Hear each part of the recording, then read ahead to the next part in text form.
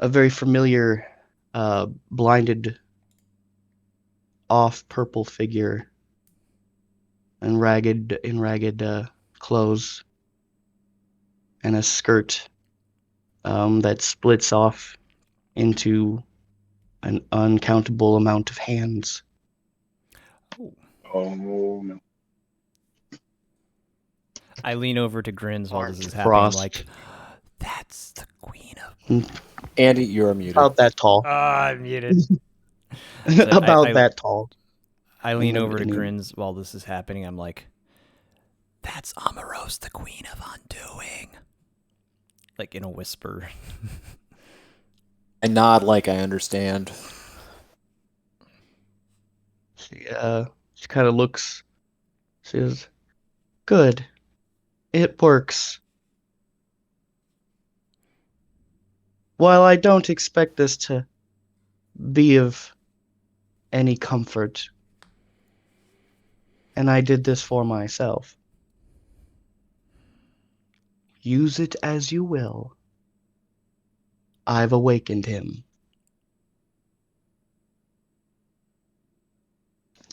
But I had a reason for talking to you all. Very close to some of the ones we tore apart. Be careful. I wouldn't want you all to lose and then have me win. I don't take pleasure in that. Liar. Except for the destruction.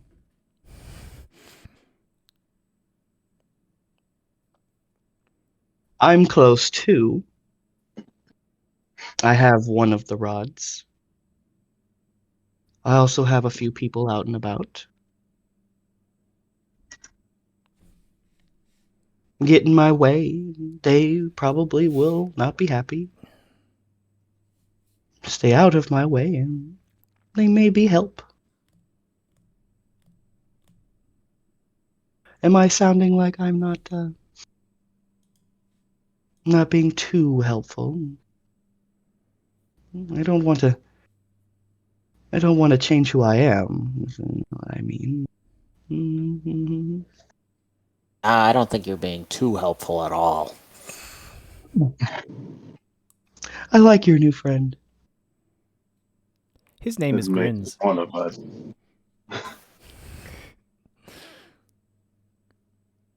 For staying out of my way for this long, I brought you gifts.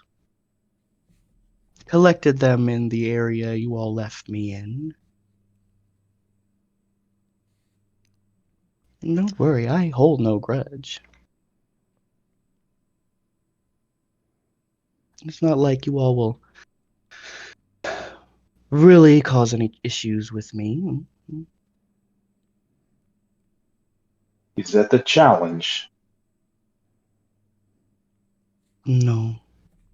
No challenge. Small ones. No. I don't feel you all will stop me. I'm not the one destroying this place. Not yet.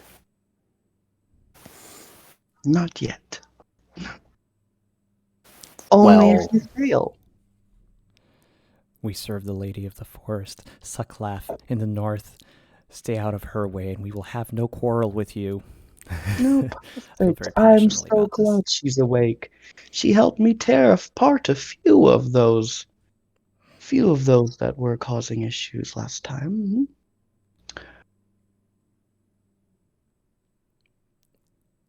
So good. Please. All the help you can. We don't want a repeat of last time. I don't want to have to destroy everything, as much as I take great pleasure in it. You will have no such opportunity. You have my Good. word. Perfect. Just visibly happy. You can't see the eyes. Just visibly happy. Good. Good. Then it works. I'll remember this. Almost like she put something back in her mind from memory. Yes. Can we see anything past her, or is it just her projection? Yeah, it's a small little cone of light, and it's kind of just her sitting in the middle of it. Corton style. Yeah, it just kind of projects her out.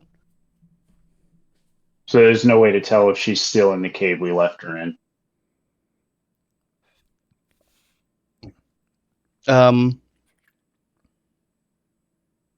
If you want, you can do an insight check. I will do an insight check. And 18. Okay, cool. I think throughout the conversation, she seemed genuine about having one of the hex rods already. She seemed genuine about having help.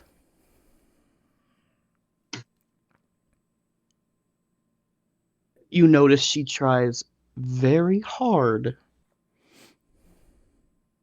to not give away whether or not she was or was not still in the area. She chose her words very carefully.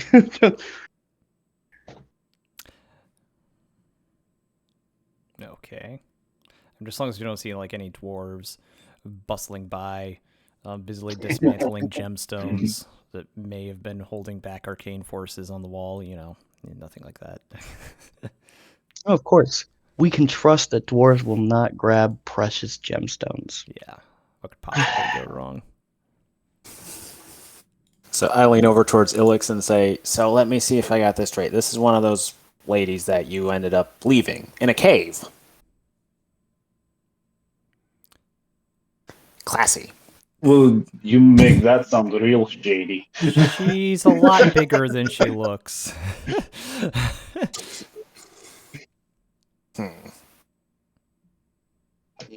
She goes to almost like the image like goes to zoom in on her face, but it like cuts out a whole bunch of it, and you see her visibly upset, and goes, and Mailman's like, kind of points it down a little bit, and the thing it gets a bit wider, and now it kind of fills out the rest of her face. She goes, look. There are 2 other places that I know about where the hex rods are at. I need them for the machine.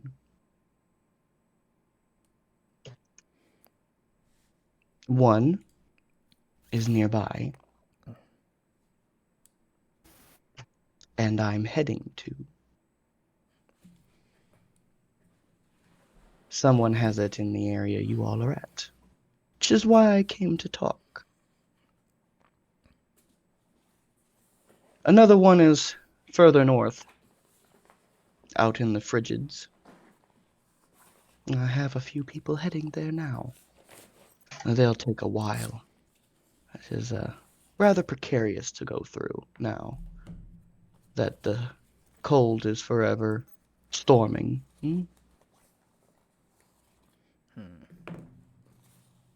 I'm heading here because I'm not just worried about you all getting in my way. I also want to make sure the corruption doesn't grab a hold of it first.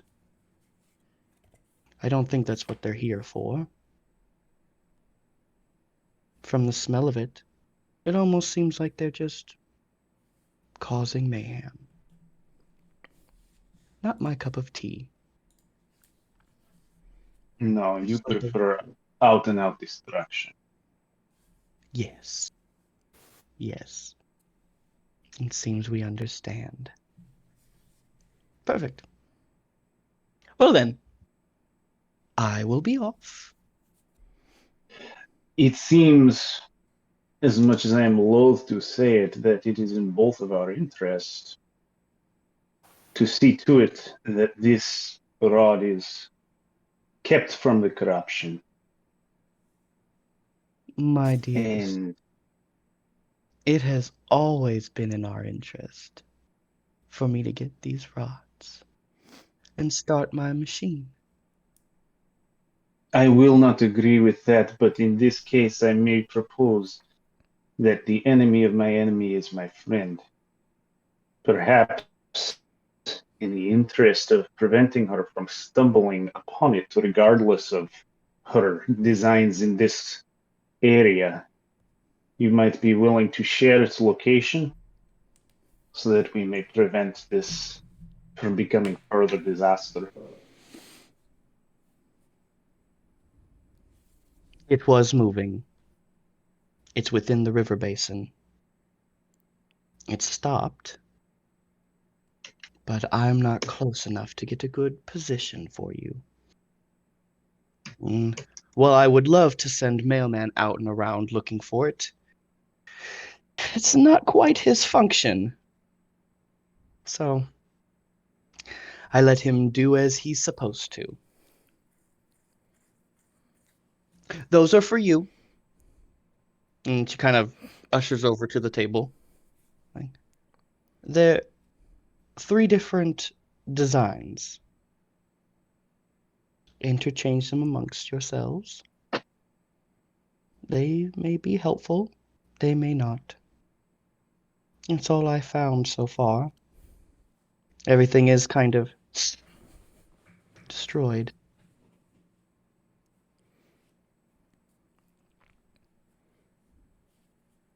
I'll try to be there shortly. Don't have too much fun without me. My eyes go wide. Maybe it may be tough.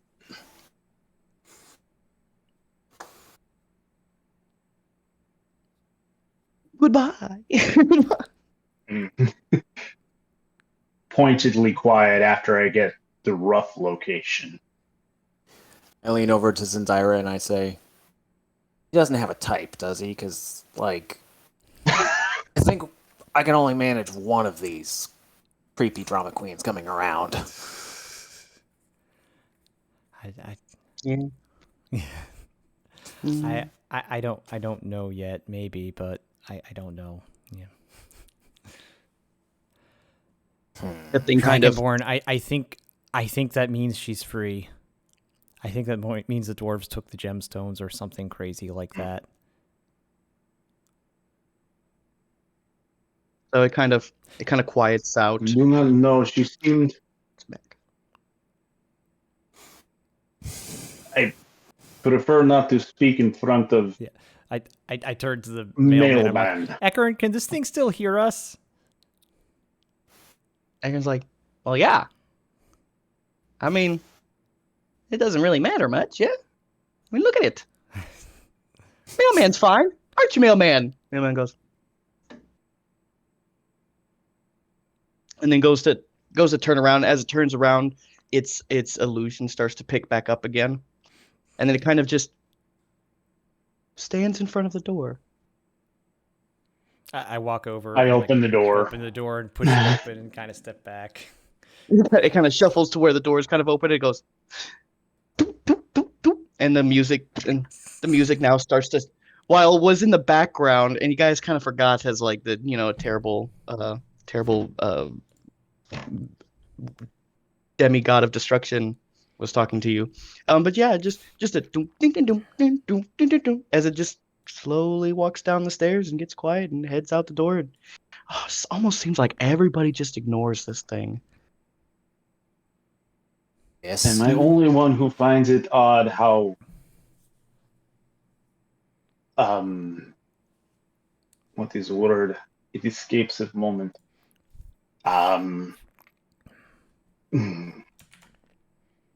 Is off-putting how joyous messenger of demigod of destruction is. No, he's just a simple male unit. He don't know nothing. This is bad. This is bad. Oh, guys, this is so bad.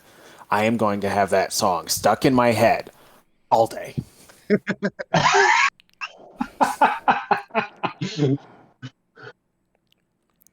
Really? right? Really? Huh. Well, We need to acquire a map of the region. She mentioned Hexrod being in the riverbed. what's the plan once we find this? Probably not the bed. When we find this hex rod, what's the plan? What do we do then? We take it north to Sucklaff, as she asked us to. All right, so let me see if I got this straight. God of Destruction, looking for multiple rods, wants 3. Runs a big machine. Part of that trio is located in this river basin, and you want to take it to Suckit? What's her face? Sucklaff. She's Sucklaff. a very benevolent being. She taught me everything I know. All right, well, this is going to take some thinking, and I can't think on a full bladder. I will be right back. Grins hops out of bed. He's dragging a pillow on the ground behind him and goes to find the outhouse. We need to continue making our way north. Is pillow supposed to be something to stand on to get closer to the head? Because I don't think will help much. I'm like, Nah. Yeah. Oh gosh. I mean, they have an inside area, kind of like Greek, Greek places, you know, minor plumbing.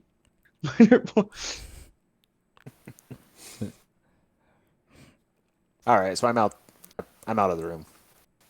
Yeah. All right. Like, yeah, we have to continue heading north. We have to meet the Lady of the Forest. We've been over this. We have to keep going north. But we need to bring the golden hex rod with us. If there's one here, we need to get that first.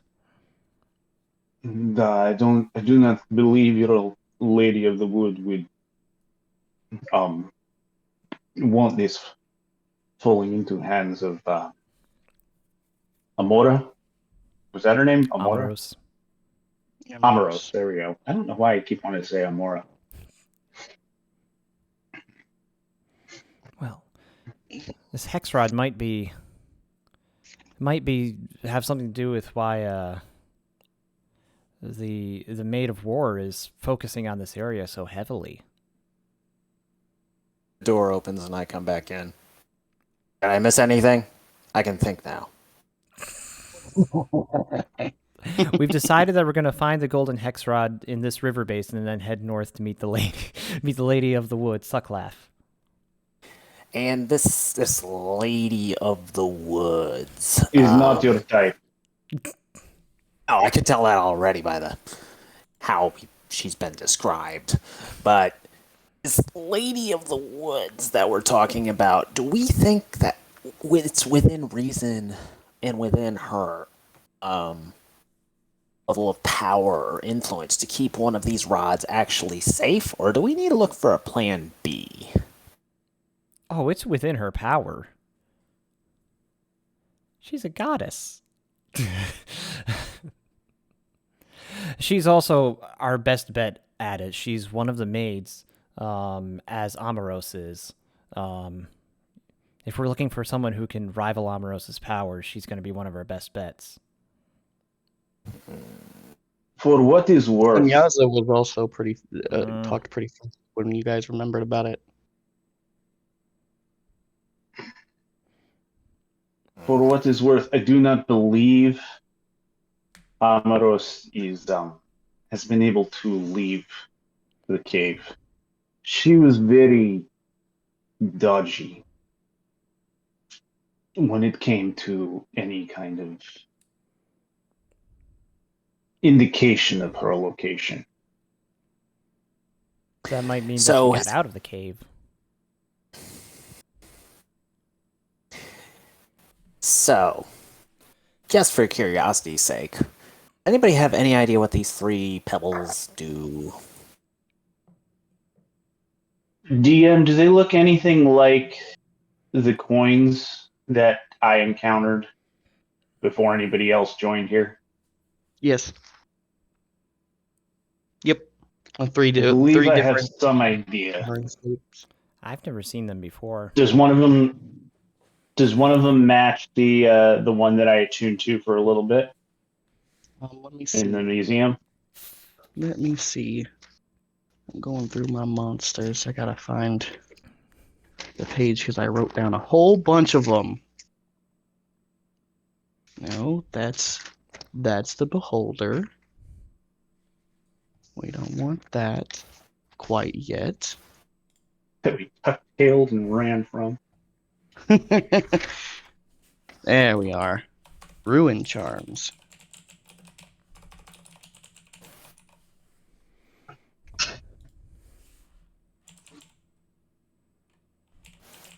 All right. Let's see what we have. All right. So you have one that's in this weird thick S shape, or very just it kind of waves a little bit.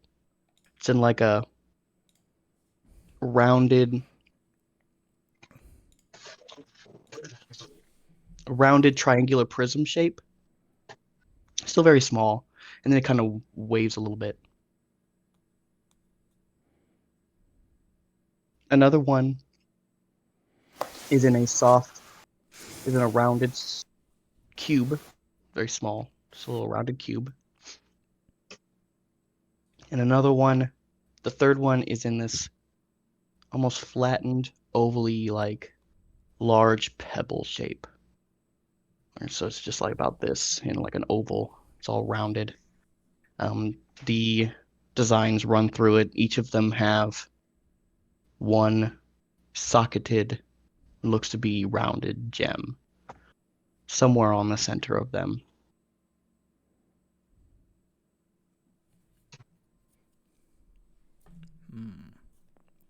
Kind of like I've encountered some of these before. They're just small little gem, small little ruin coins, little charms. And you encountered these before. Come on, this guy's seen before I met you. Destruction, so yeah, seeing a few coins doesn't surprise me too much. You must remember, I am archaeologist first. I have come across these working with the arcanists. Do I remember what the one that I attuned to briefly did? And do I see that one here? Let's see. You had one that hastened your thought. Kind of expanded your mind a bit, allowed you to kind of remember a lot more details than you ended up having the last time. Let's see. These ones are all fairly different shaped than the ones you've seen. Maybe you saw one or two that kind of looked the same. There was like a whole bunch that had scattered out. You grabbed, I think, a whole of two or three of them when you took them out. Which I did turn those back into the museum, but I got a brief glimpse of what they were capable of. Yeah, a few of them, yep. Okay. So these are of varying designs from the one that I originally interacted with, but they are all of similar make. The one that I specifically found expanded my mind to some extent. Ooh. I would assume that these have varying functions on the same team. Dibs on squiggles. Let us find out how they function first, and then perhaps decide to whom they go based on their merits. I'll take the triangular one.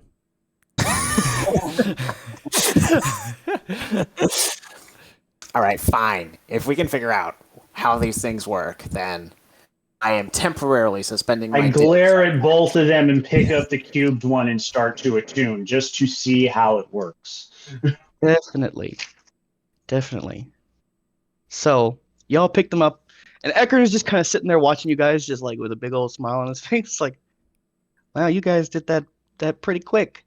Okay, enjoy." Do you know what this does? Well, yeah, they're rune charms, or well, they're charms Oh. from our runes. So what does my squiggles do? Huh. That's slipperiness. Ooh, slipperiness. Duh, you get that one. Excellent. So this charm, while in your possession and It attuned, fits your charming personality. it gives advantage on saving throws and ability checks made to avoid or escape a grapple or restraint. Oh. Yes. No, I you called don't right. get that one. We should probably give that one to Dragonborn. He's been grappled why a is few times.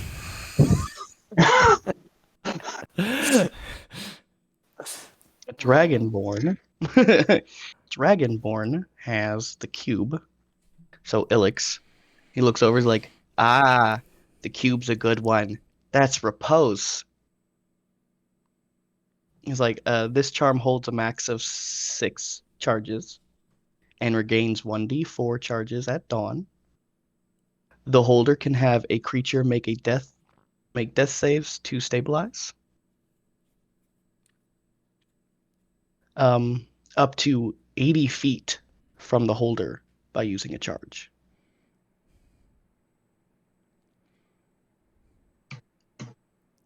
I'm getting excited. I'm like, Eckern, what does the triangle one do? What does mine do, Eckern? The triangle is Oh, basically, make sure I'm understanding this. Basically, it's kind of like,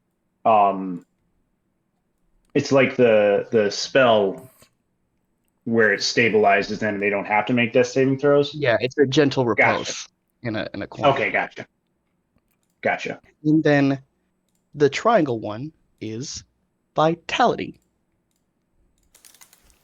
This charm holds a 50 HP pool to be used the same way as lay on hands. Each bonus action you use this can only spend 5 at a time.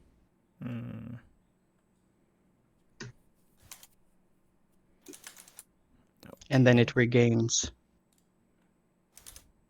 1d4 plus 2 HP to the pool every dawn. For vitality and repose, when the charges or the HP pool reaches 0, it must take 2 dawns to recharge. But when it does, it recharges all of its charges. Okay, cool. Slipperiness can only be done 3 times a day. If you use all 3 that one day, then in like the other 2, it takes 2 days, but it recharges all of its charges. If I have to use slipperiness 3 times a day, I'm doing something wrong. Yeah. So yeah.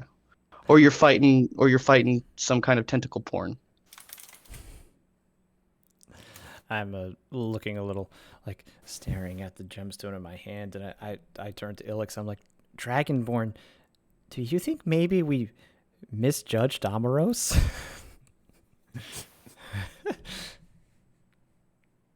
I think she is viewing us as stalling tactic to keep corruption from obtaining hex rods. It's in her best interest, but she is still not to be trusted ultimately. You mean like the enemy of my enemy is my friend? Oh, be careful with that one. It starts to get tricky when the enemy of my enemy is also my enemy. Then you get confused. Is he my friend or my enemy? So just don't think about it too much, but, be careful. Like, I thought about it too much. But then you must keep your friends close and your enemies closer. I think we should go find the hex rod. Duh. All right, real quickly. All right. How did you add custom items again? I Oh, there it is. I will found put. it. Yeah, I will put. If you need, I will put them up on Discord. Discord, and then try Okay. to figure out how the magic item maker works. Yeah, that'd be helpful. Cool. These are easy because they're just magic items. If I'm making like for all the other stuff like common new types of weapons or shields or armor, if it's not magical, it gets a little weird on me when for D&D Beyond. Gotcha. Yeah, if you can post the item, the rules to Discord, that would help too. Yeah, so they're just gonna be on Discord and stuff. Perfect. I have them all. I have them all written out, so it'll be easy to just transpose it. Cool. I just need to get. And these require attunement, correct? Yes, they require you to focus on them for attunement. They don't count as one of your attunements.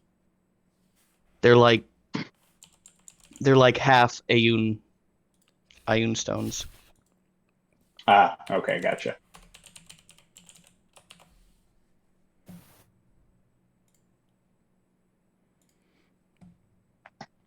Sweet. Yeah. Okay. Well, You start to I need to get out and I inspect the believe- fields. We also need to begin to search river basin. We've got a lot to do here, and we better get going before, like, oh, I don't know, the battle starts outside. That. Yeah, the river basin is the entire area. Right. So it's both towns, the entire battlefield, the river. I, for one, think that we should ask around if anybody's seen anything unusual. Not like, the kind of unusual they saw in the fields, but something else unusual. Anything else. Or maybe if we could find, these rods, they tend to have or cause things to happen in their vicinity. She said it was. They're not the hardest moving. to find either. They're pretty big. Yeah. She said Okay. it was moving, which means somebody may have already found it.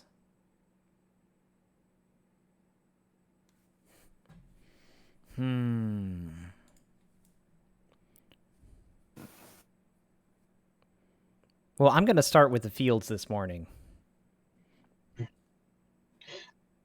Ilix is going to go to the general store. Did we get a map of the area? No. Okay, Ilix would like to go to the general store and get a map just so they can get some idea of laying out their plans here. Yeah. Ooh. Back to the town.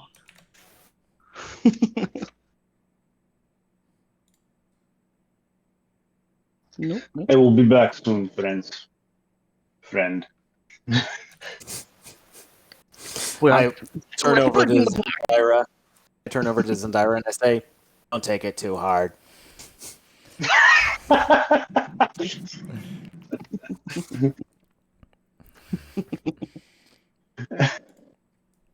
all right. Sweet. So let's see. General stores quicker. Is Grins doing anything today? Yeah, Grins is gonna. Well, let's see. Full Is blown there? split in the party, or is Grins following somebody around? Is Grins If I was looking for some sort of governmental building, the people who make the decisions and call the shots about whether we go to war or not, this town, where should I go? Yeah. If you're heading outside, roll me a perception check All right. and take a look around. We got ourselves an 18. So, I haven't opened the dice thing yet. Why? Why have I not opened the dice thing yet? There we go. Yep, 18. Yeah. Oh, you haven't opened the dice thing yet? It was a 23. No. Yes. So with an 18, you go out and you ask a few people, and it only takes you about 5 minutes.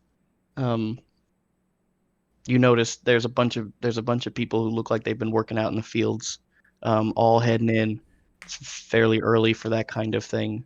One of them tells you, "Yeah, go up the hill. If you look that way," and you kind of turn around, and you kind of see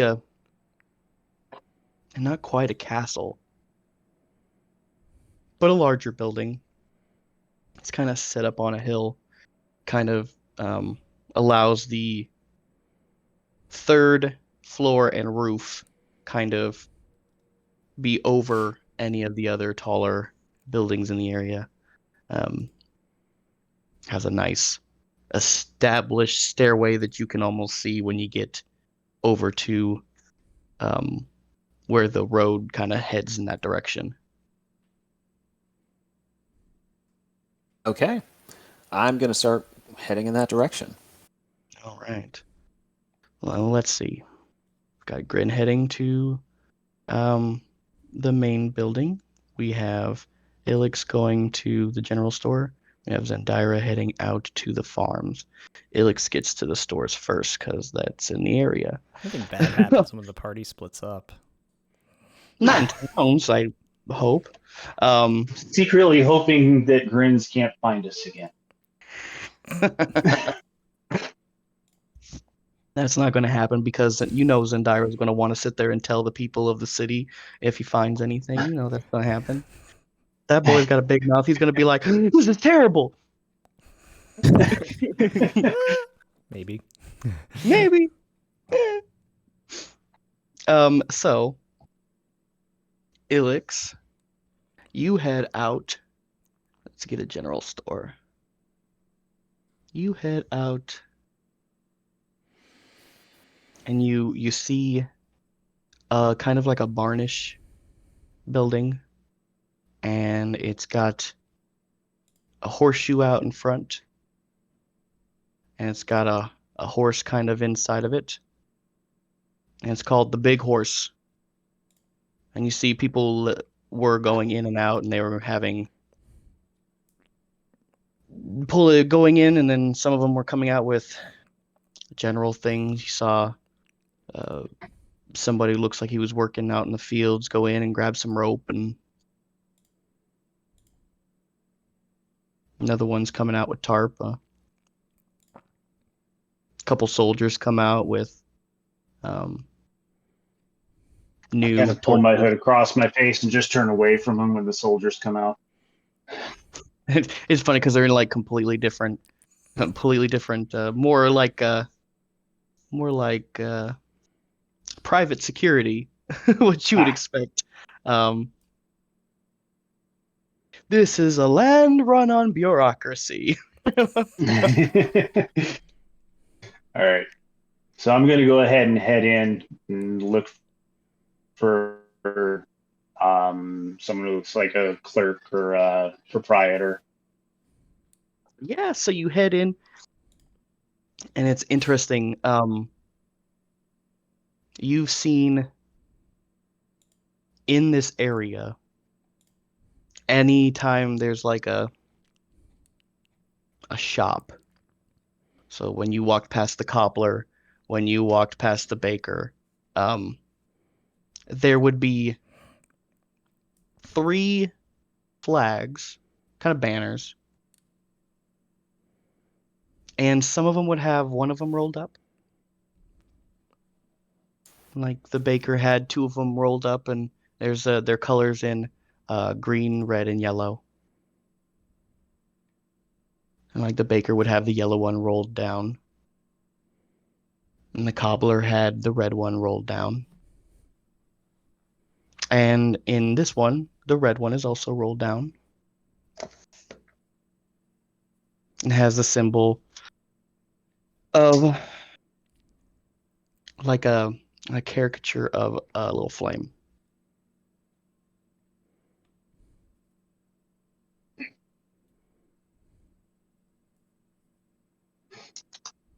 Let's make a note of that. And I'll go ahead and step in. And again, Yeah. do I see a proprietor, a clerk, or something? Yeah, there's someone behind the counter. Younger, male, fire genasi, just sitting with his hands on the desk on the counter, just kind of looking over, flipping through a book. He's got glasses on; they're hanging at the end of his nose. And then every now and then someone would come up and mumble like a question, and he'd be like, and he'd point over in a direction, and then when it looked like the person knew where they were going, he'd look back down and start flipping pages in his book. So I'll walk up to them. Oh, sorry, real quick question. Andy? Seeing as we just had a rest, can I change out some of my spells? Oh yeah, yeah. Perfect. Thanks. Choose your prerogative. Say it again. I was just telling Andy it's his prerogative. Anyways, so I walk up to this fire genasi. Good morning, friend. I am new to the area, freshly coming from Havishensholt, and I am not familiar with your valley here. Would it be possible to? Like, I've been new here. It's like it looks like it. It's like I'm pretty new to the valley. That also looks like it. Map, please. Yeah. You keep those behind them. One moment, sir. And he goes over. So He's like, sorry you had to move. oh yeah, it's my job. And you kind of searching through. Yes, it is. And he's like, are you looking for whole region map or just of the river basin? The river basin is primarily what I need. Simple. Elegant. Like it. Kind of puts it down, rolls it out. And you can see it shows like the mountain range and how it kind of climbs in one direction and then hills off back downward. Yeah, see, though you see almost the mountain range coming off of the coast that you guys were, the west coast that was riding all along the peninsula, kind of cuts through, and makes this river basin. Kind of comes up, rolls, and then kind of comes back up again. And that's where you see the river coming down from. And then it kind of hills down the other side in lower rolling hills. And then Sorry, up in I that can't top help myself. That's not how rivers work. Oh, I mean, it's coming off the mountain, so it's coming down. It's coming down from the mountain range. Yeah. I had to. And then you have the big one, the bigger. It's like a bigger town up in that top corner near the hills, and then down in the bottom, it basically goes like, you are here. They show the Roskmeyer there at the bottom, and it's quite a bit of distance in between, where it's this featureless grassland out in the center, where they have the river run down the bottom. Yeah. Okay. I turn to walk away. Well, I pay him. How much is map? It's a silver, my friend. You just take it, I guess.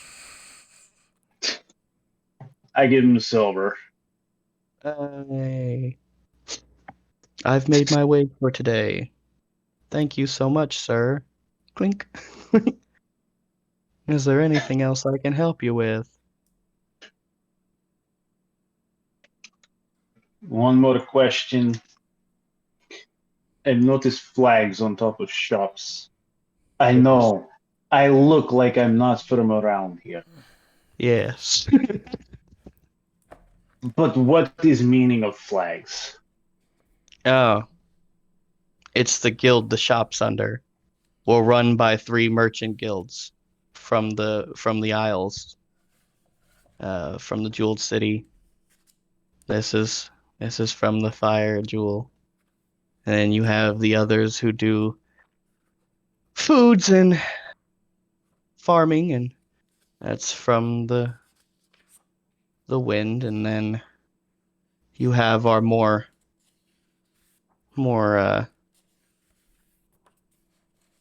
fun and combat-y kind of materials, and those are under the Earth Jewel.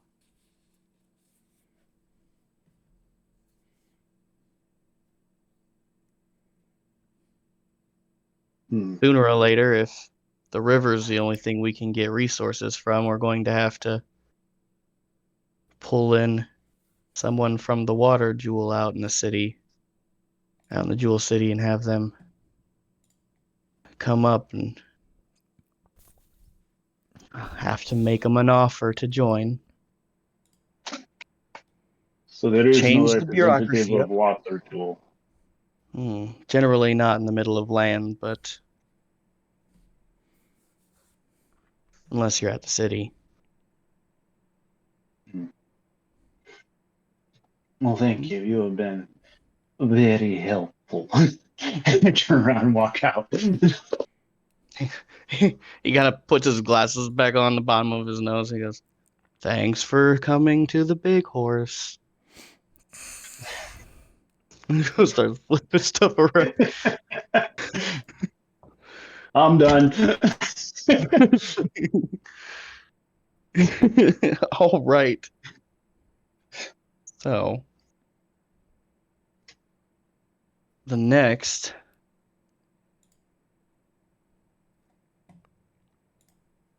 would be Grins, I suppose. Grins, you've been walking down the roads, and you started walking up the stairs. You get to the top, you start getting winded from the stairs because there's quite a bit of them. It's quite a bit. And you're a smaller person, so like the stairs they feel bigger. They just feel bigger than they need to be. Nice. Okay. You get to the top. You get like almost there. There's like this poor ass Earth Genasi farmer. He's just kind of walking up the stairs, looking down, and like, "Come on, I know it's tough." Because he's older. He's like, I know, we can do it. It's like, come on, friend, we have this. we can get it. Like almost like he's talking to himself. It's like we got it. You get to the top, and the doors aren't shut. They're open, and there's people going in and out. They all seem to be Genasi. A variety of their different elements, and the guards kind of look down at you, all in that same kind of private military kind of feel. Well, they don't really show colors, besides that of the Jeweled City,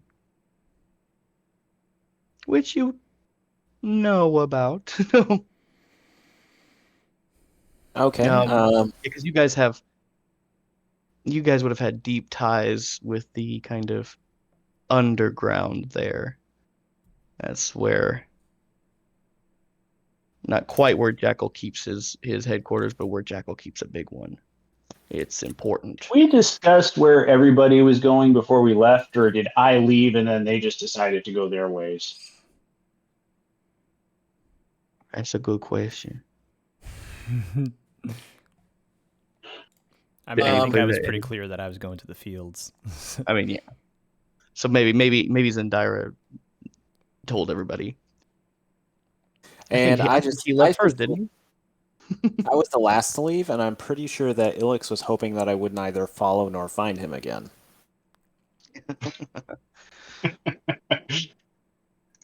Felix is regretting that decision because he really wants to keep an eye on Brins. So but while this is happening, Alex is going to look for Zendira. Carry on. Yeah. So you start heading out to the front of the city. Grins. You get inside. They kind of eye you, but you get inside, and you see everybody kind of funneling into this front desk, and there's like two at the most.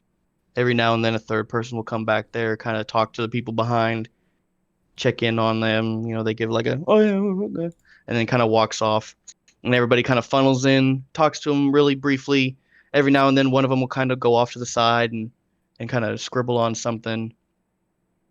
But they're fairly quick in and out. What do Okay. you do? Is there anybody who looks like more menial staff? Like, is there a kitchen in this building that is maintained? Give me a perception check. All right. That's a 12. That's a 12. There are a lot of people coming in and out. They're all moving around. Outside of people you have visibly watched come in, and from the position you're at, you're pretty good at keeping tabs on, I saw that person walk in. So when you see them again, you're like, I know that they weren't inside first. It's like, that's a guard. I'm not talking to the receptionists yet. You start going around, and there's somebody who kind of goes up, drops some sacks kind of tied up in front of one of the receptionists, and then gives both of them some drink, like a little cup. And then they both go like, oh, he's like, oh. He starts walking in front of them, and then towards a side door that's kind of still from the lobby. So he's walking across the lobby area.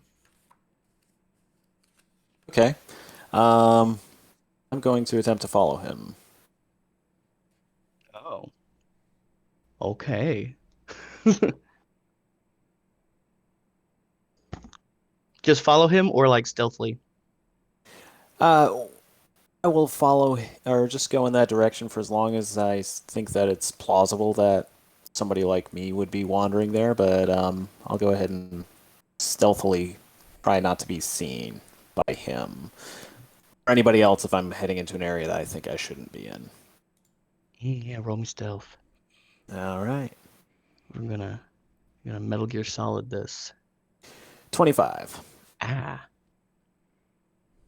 Noise. So you're almost like walking in this guy's shadow, literally like outside of his periph.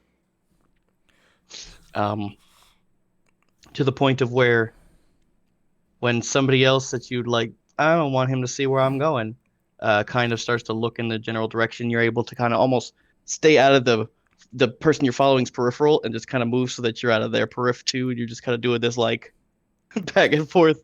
You're like, oh, don't look at me there. He's and kind of pushes the door. It's one of those like doors, and he pushes it open and kind of follow him in. And it's like a staging area for ingredients of food. They like people who farm bring it in, and then they're like, yeah, it goes over there, and then they kind of stage it, and then every now and then you see it's bustling a bit. There are people grabbing breads that are in kind of the same kind of like outfit as the one person you're following. Then there are ones in like the white chef outfit that are picking up like potatoes and will grab some carrots and are pulling sprigs off of from hanging herbs and stuff. And they'll walk through another door towards the corner on your left. You came onto the bottom corner. So it's like this big square, and you came in this way, and it's like this way. And that's as the other far door as again. And like, what race am I looking at? Are these all Genasi or? Most of them are. Okay. I'm going to cast Disguise Self to look like one of the chefs. Yeah. Which element? We're gonna go with a. Let's see. Go with a air Genasi. Yeah. Yeah, because the one you were following was and you've seen 3 chefs so far. One of them was. Yeah, so you get a good. You kind of molly, kind of like their baby. Like you're like, I'm taking his facial features so I don't look the same. Like let me. And you start heading in through. All right. Yep, and then there's a bunch of clinking and stuff. And where are you? What are you planning on? You get a good look of the area. There's a double door on the opposite end, and then the room's fairly long, and then towards the back of that room on your left again, there's another single door um, that does the same kind of as people walk in and out. Okay. I'm gonna start by trying to strike up a little bit of conversation with the other chefs. Just like very mild, trying to look like I'm blending in, like, I'm working here. Yeah, yeah. There's a few. You see one is washing dishes. You see one is chopping a bunch of vegetables up. Another person is stirring and sautéing some things in the full blown just like straight up like he's into it. Uh you got you got somebody who's like really into testing whatever is inside this pan or this large pot, or he's like in deep contemplation. He's just kind of sitting there and he takes a sip and he goes and he dips something in and he stirs it a bit. And then there's a few of the um staff, I suppose, that you followed in. That's just kind of like coming in and they'll talk to somebody and they'll go back out, or they'll come in and they'll pick up a plate and they'll go back out, and they're like quick in and out. And it kind of keeps this whole area very chaotic. Okay. And are there any conversations I could be eavesdropping on in here? Anything? Yes. Exactly. Yes, there would be.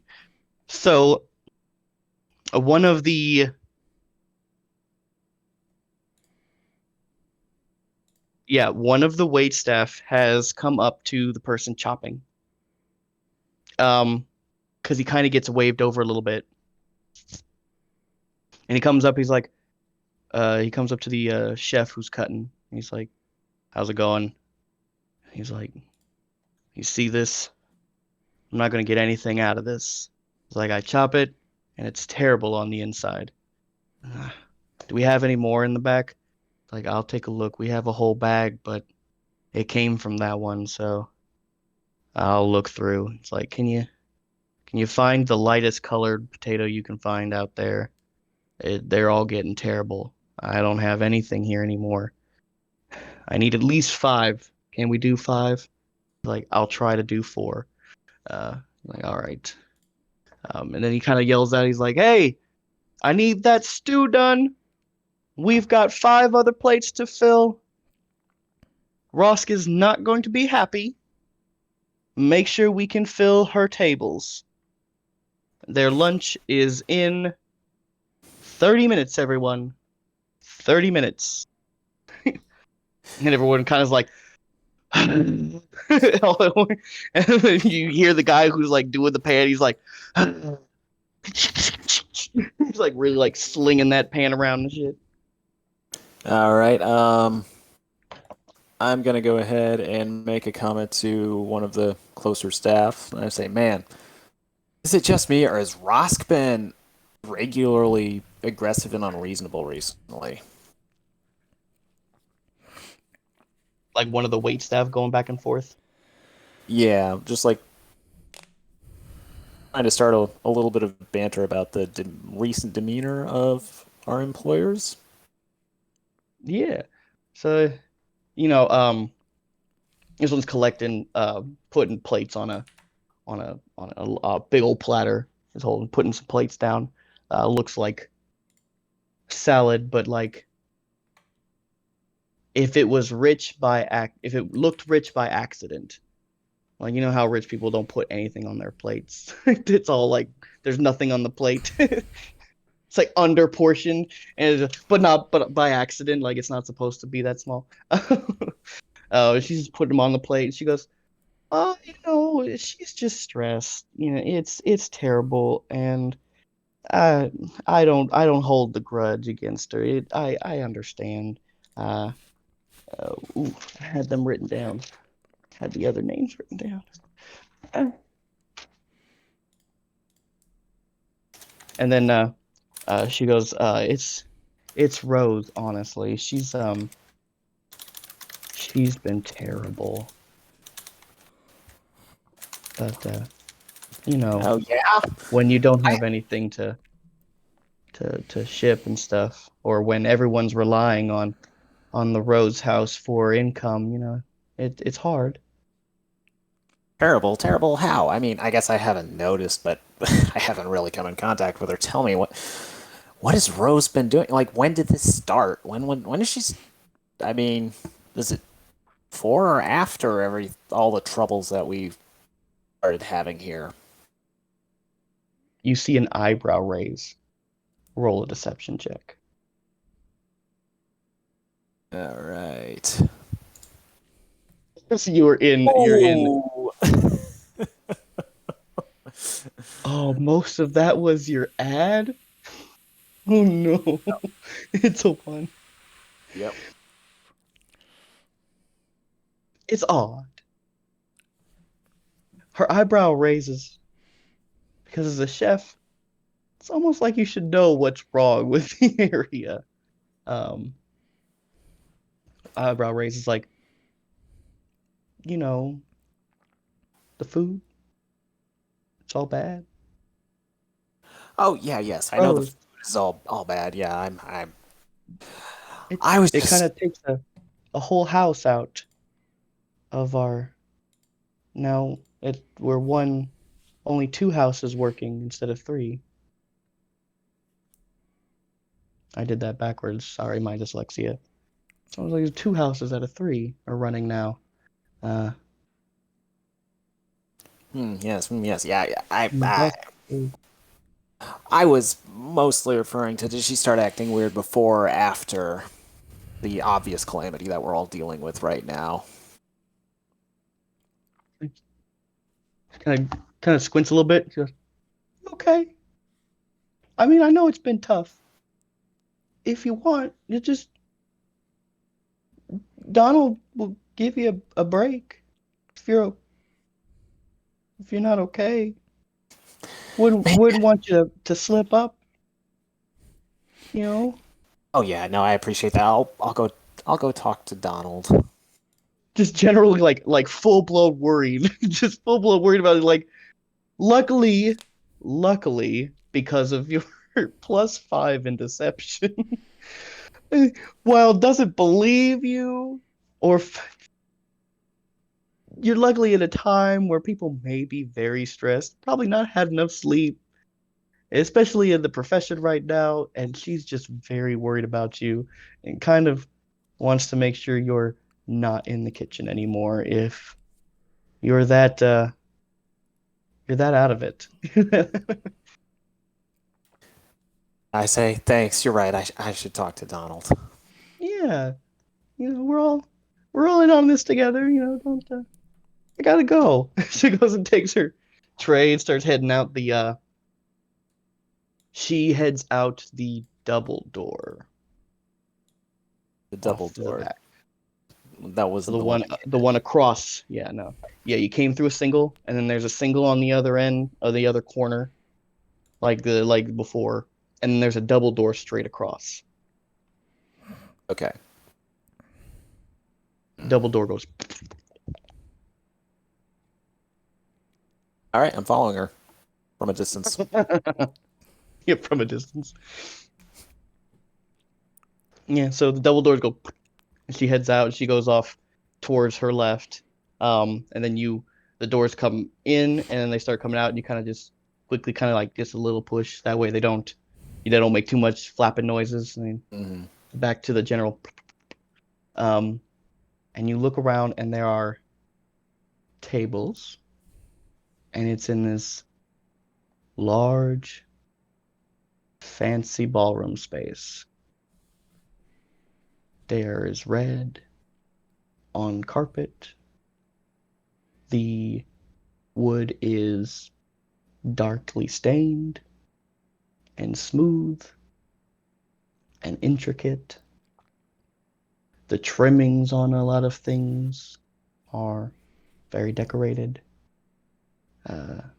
There's a stairwell that comes up from the center into this like large, rolling off to the sides, coming up.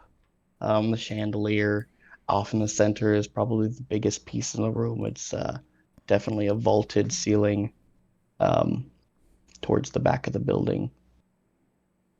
It stops. Yeah, it's very fancy. There's some people sitting.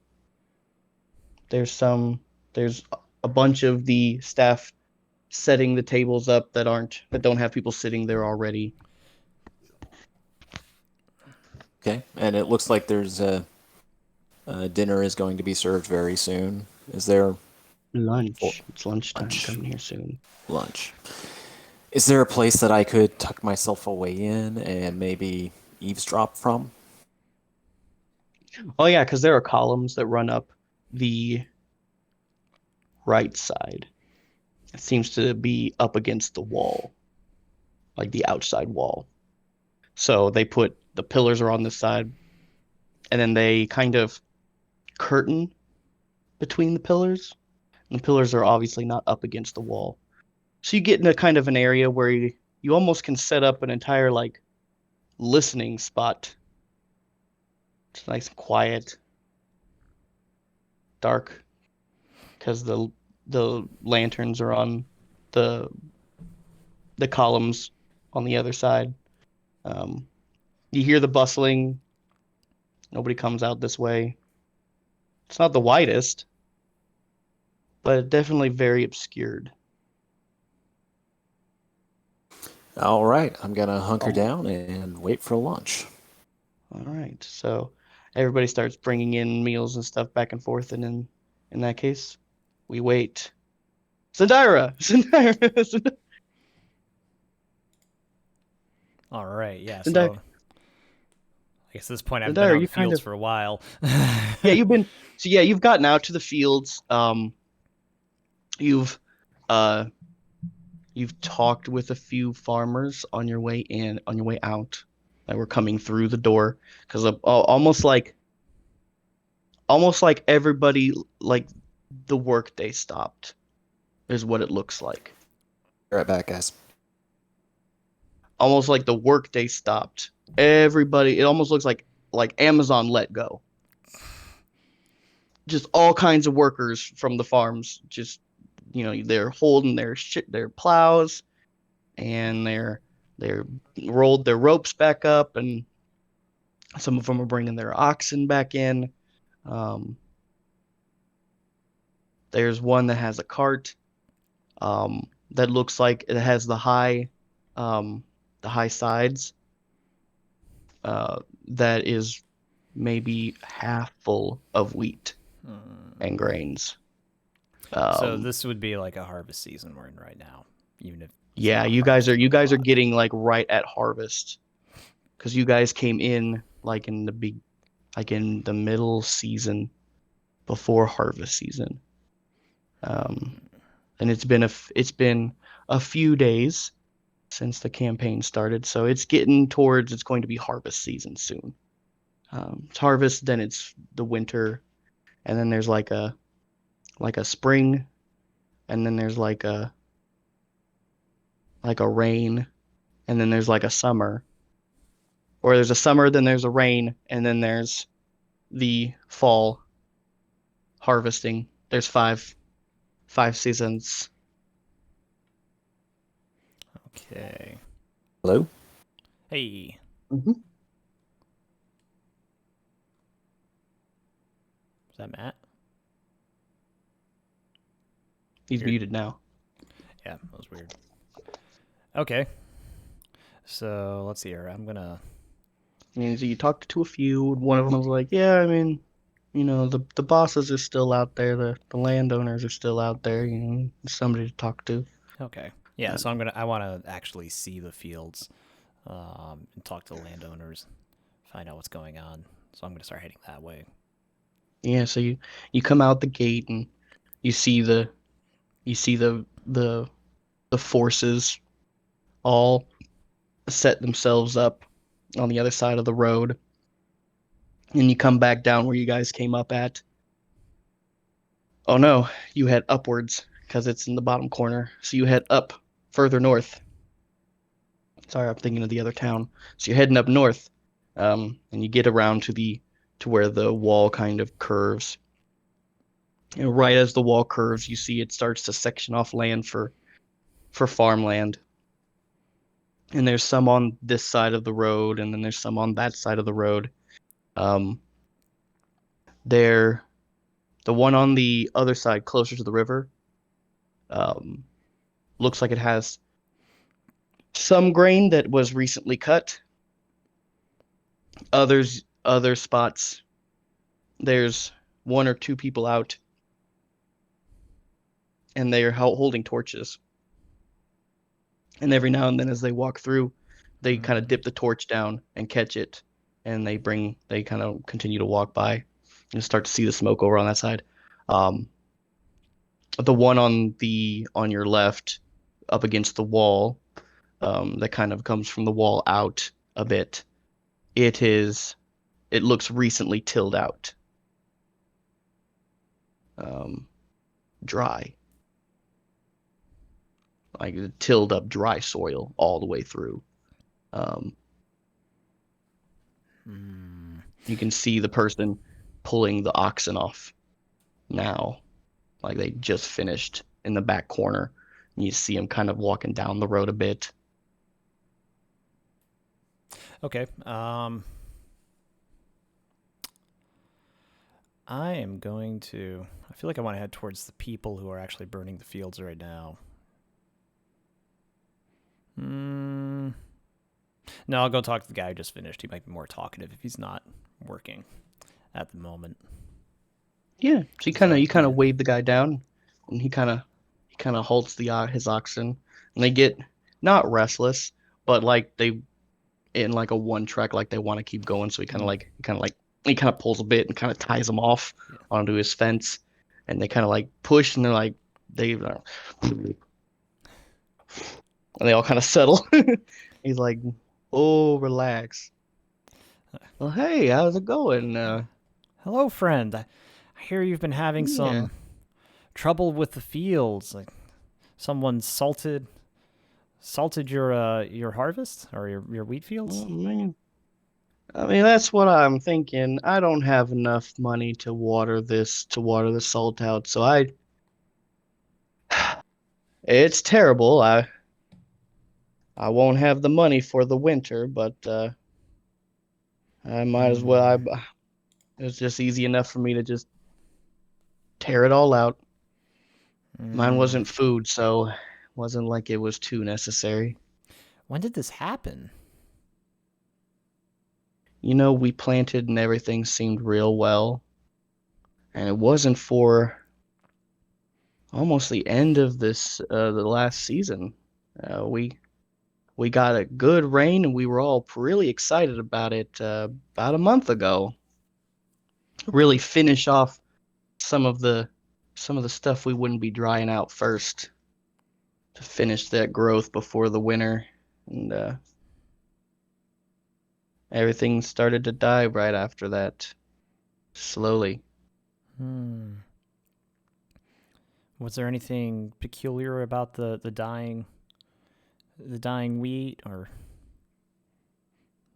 I mean, you can ask the gentleman's burning out there.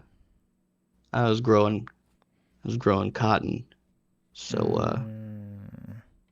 Was the cotton strange? honestly, I mean, it wasn't producing. The plants got up, and the bulbs looked real nice, and then they all just kind of died off. So, from my experience, it feels like I'm trying to sit there and grow cotton up against the ocean sand, but uh, that's just my take. Otherwise, I mean, everything looks kind of puffy and cottony. So, if it's any for them, I haven't had the chance to talk. Been fairly busy the last month clearing everything out. Well, friend, thanks for talking to me. I do wish you better fortune. I'm gonna go track down the people burning the fields. Definitely make a nature check real quick before you leave off. Yeah, I was wondering about that. Take a look at the tilled Got an soil. 18. The soil, while dry, is not bleached out like you would expect salted earth to be. All right. It's just dry. It's just dry. Is Alex caught up at this point? Yes. Well, yes. Especially now, like he stopped and talked. Zendira took a good look outside there. Can I? I'll come back to that. So yeah, okay. I'm gonna start jogging over to the people burning the fields. Yeah, Ilix, you just like walked out. Yeah, Ilix, you like just like walked out, and you're like, huh? And you kind of see Ilix up the road. Ilix, you see Zendira up the road a bit, talking with somebody, and then you're like, oh, and you start like just doing just a normal walk upwards, and then like he finishes talking to the dude. The dude starts walking down, and then Zendira looks over at the dirt on his left, goes, like visibly pulls his head back, and then turns around to the other guys, and then starts to do a not a quick jog, but just a saunter jog off the road, and you're like, you just walking, you're like, oh, you're gonna like, he's running away from me. Okay. And there's a fire genasi. He's kind of coming closer towards the fence line. He looks like he's like following something, like he's got some, and he's like looking at something. He's kind of just like following it down. So yeah, I'll start jogging to catch up to him. Oh, friend, what have you found? What's going on? Why are you burning your fields? I'm sure he wants to talk to me. Yeah. He's like looking down, and he's like, hold on. And he kind of dips down, and it starts to light some stuff on fire, and he kind of backs up a bit. He's like, all right, I wanted to make sure I got that one before let's get out of the smoke. He kind of walks around you to the fence just so he's on the other side. Oh, what did you get? What were you trying to get? Well, it's like this odd string like material. It's like like we're getting attacked by silk, or like a bagworm, or pests. Yeah, something. They're taking advantage of the salted land, and they're eating up what they can. Seems like it's making them spread out. We haven't seen any bugs, but their traces are all over the place. Everything. He kind of looks around. He's like, yeah, see, like here. So we're just kind of burning it out. Can I make a nature check investigating it? Yeah. Oh, there we go. That's a 23. Oh, maybe you didn't need it. No. He's like, you like look, and at first you're like, Yeah, that looks like pest silk. And then you get closer, and that's mycelium. It's not even like in the ground. It's literally like webbing itself through through the plants, in the plants. It's bulging some that you saw because everything's cut. Everything's cut down to about mid shin. And it's just like some of the joints of the stalks are bulbing out. The ones that have popped, you see the strings of the mycelium like reach out like webbing all across it. He's like, yeah, these nasty buggers, and he goes and burns it all. It's Friend, with that 23, it's also seeing? wet, so it burns slower than the stuff around it. Let's see here. What are you seeing, Zendaya? Yeah, you reach up. Yeah, you're like, it looks like over the fence, like like what is it? What is it?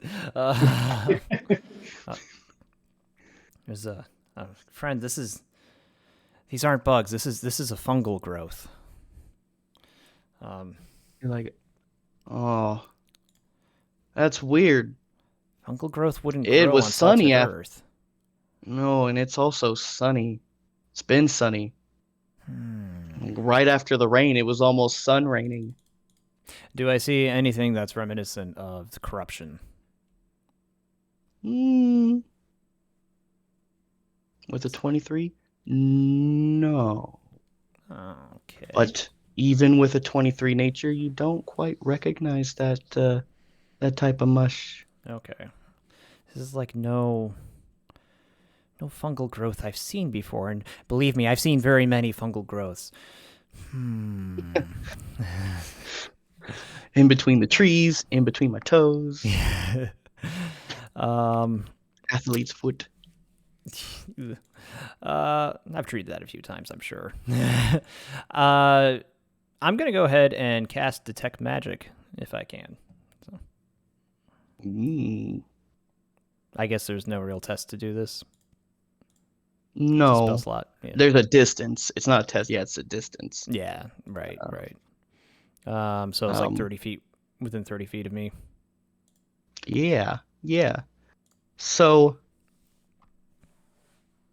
oh boy. I wouldn't say overwhelming, but a lot. It's a lot.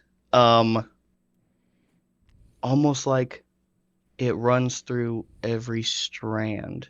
It's faint, but it almost as if you get like everything darkens out, and then you just see the strands and the webbing. It runs into the dirt.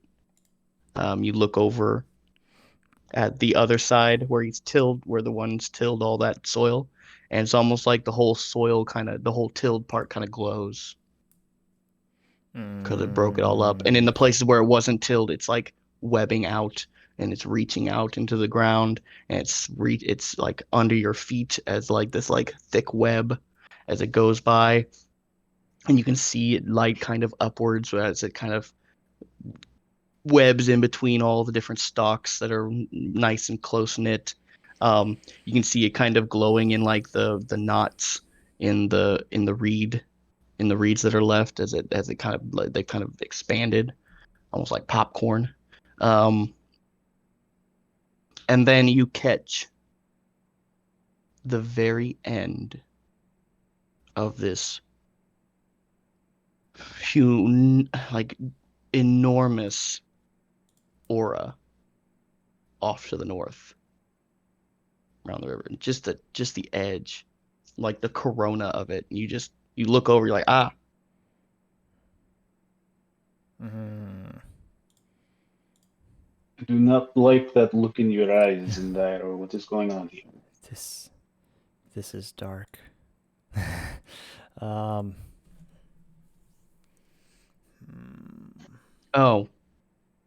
Also the river. The river is glowing. It's coming from upstream.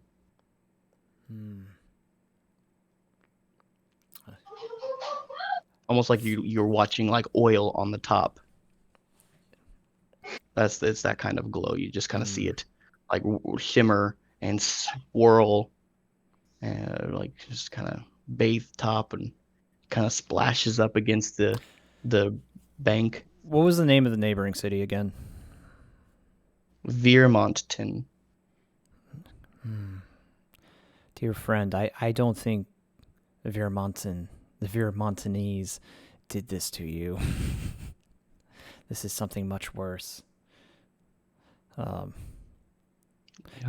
there any way that I can we being punished? Is there like any way that I can share like what I see? Or I do have minor illusion. Could I? Well, I guess that's a.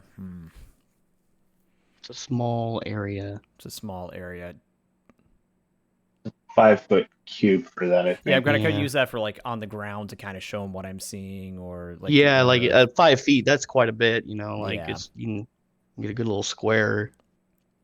Okay. So you basically minor illusion like right on top of what your I'm viewing. Yeah, I'm like, this isn't like any fungal growth I've seen before, because it isn't any fungal growth I've seen before. There's something deeper, something darker behind this. It might be coming. I think it's coming from the river. We need Dragonborn. We need to investigate the river.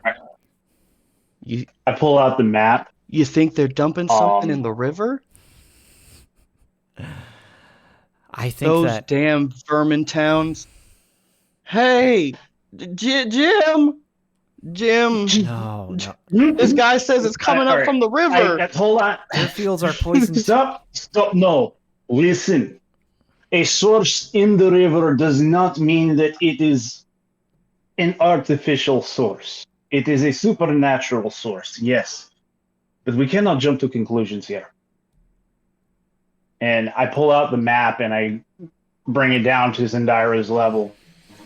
And I kind of pinpoint where we are, and I want to try and trace the river back and see if it looks like there's anything upriver where there might be a source for what's going on. Is Vermington upstream from us?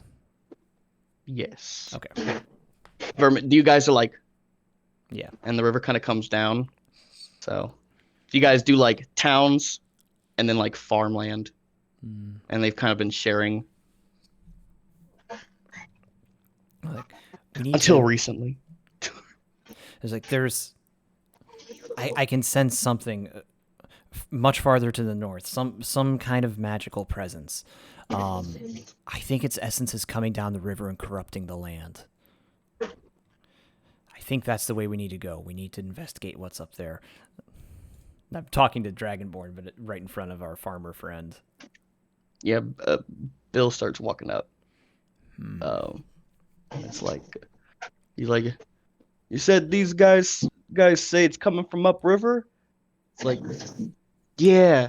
Seems like Vermintown's put something in the river. It's poisoning all of our crops. No, it's not Vermintown. It's Vermington. And they're not poisoning your crops. Their crops are poisoned too. Damn. I'm disturbed that these people hate each other so much. So it's odd. It's almost like a quizzical look on his face. And he's like, I get it. Yeah, it's something supernatural. And then it's almost like his eyes glaze over and goes, I better tell them that Vermintown's getting our crops from upriver. And then he kind of like just this like glazed look and goes, I need to go.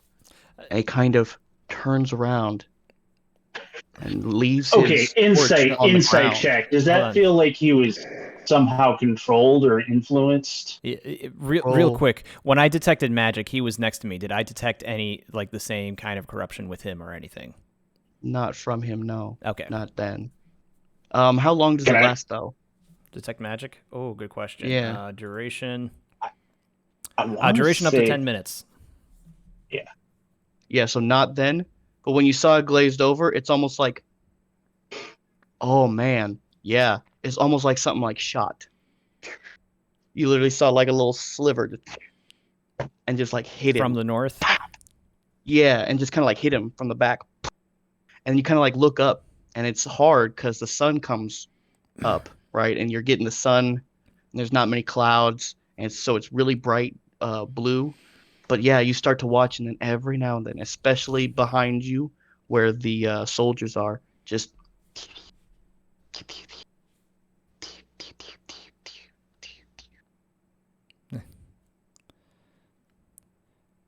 This war is not of mortal design. yeah, give me inside check. Give me inside check. Okay. Alex want to do an inside check. Okay, I got a 17 on insight. Yeah. Oh, well, hey, I called it first, so. Oh, Yeah. I thought we were both rolling. You're welcome. Alex is like, these fucking stupid people. They must be absolutely brain dead. What is their problem? No, I just said it was supernatural. Can you not hear me? So these like little shots this little shot that came and hit him, I'm assuming it probably came from the north where I saw the corona. Yeah, like you see them all coming from the north, like they're just slivers, just every now and then. You just see them streak the sky all the way up until the end of your magic. And it's hard to see them because they're going through this bright blue sky, and you're like, and then every now and then it's like a shooting star.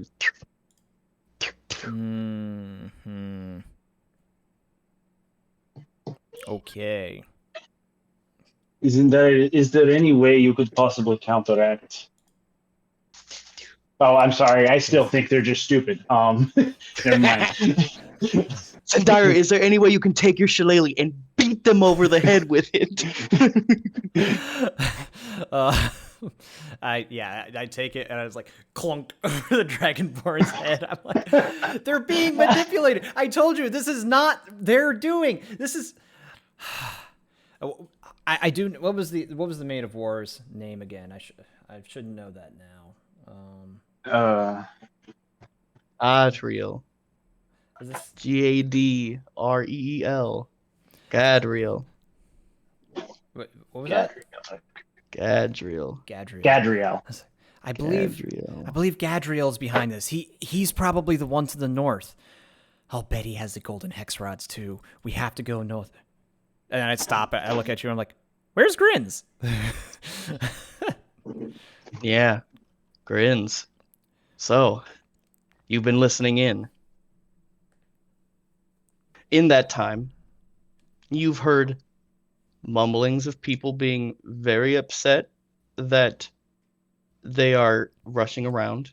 Not what you would expect more so than a regular server would be disgruntled. Except you're getting a lot of, we're not going to have enough food kind of laments. And at this point, some people are coming down from the stairwell. The plates are mostly set for at least the first one. And you're starting to get a lot of people posted up. You had to be quiet a little bit because they put servers in front of every column. They started posting up, back face from you, a good foot in front of the column. So they're a good distance away. Every now and then you'll hear him talk with a drinks server, and they'll be like, "Oh, hey, where's Rusk sitting now? Oh, okay, yeah, I'll go there." So and then that kind of stuff. You hear the bustling of 20, 30 people start shuffling from different areas in the building. A lot of them coming up from the front. And then a group of 8 come down from the stairwell, or the grand stairs, I should say. There's a female fire genasi with longer, wavy, fire red hair in a gorgeous yet still fairly utility-esque dress in various tones of orange and red and sequins or gem. There is a individual, Earth Genasi, who is coming down with 2 other individuals behind him. He is in a deep foresty greens, also fairly bedazzled suit. The nice 4-piece pants, jacket, vest, tie, 4-piece, all set together. With the tails that come down a bit. Hair, while brownish and green, highlights. He has cut in a high fade where the hair kind of waves off into one direction in this and possibly voluminous bounce that he seems to have. All of them very hoity-toity idea. And then you get another one in shimmers of sky blue and yellow, almost like bright morning. Her hair put up in this fancy top bun and this large kind of like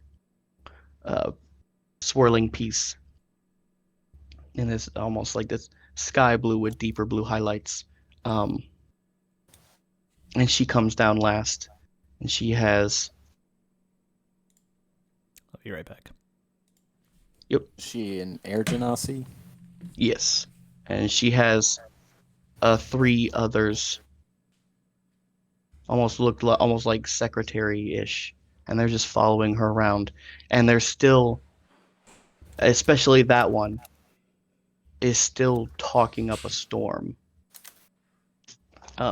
There's the one of them would come up and his clipboard, and he'd tap her lightly on the shoulder while they're walking down the stairwell from the left down, and mumbling, and then she would look over and she would point, and then she would raise like her glasses up onto her face a bit and point in a few places and mumble something, and he'd be like, oh, oh, oh. And then you'd see another one come up on the other side and then pull up a clipboard that has illustrations-ish with some writing, and he kind of points at them with his full fingers. It's kind of like, yeah, we have to use it.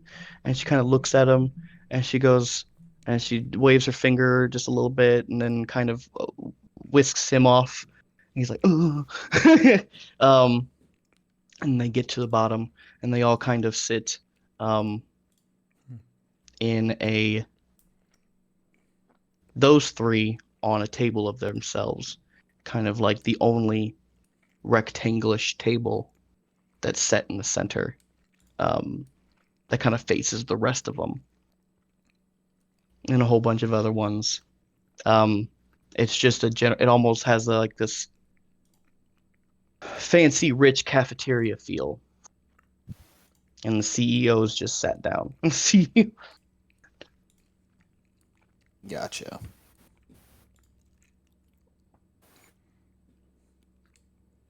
What do you do?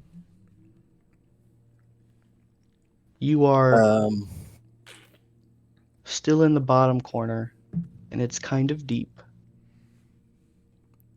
And it seems like A group has sit at a table that is within earshot. Most of them are not really talking. Seem to be kind of into the food that's on the table.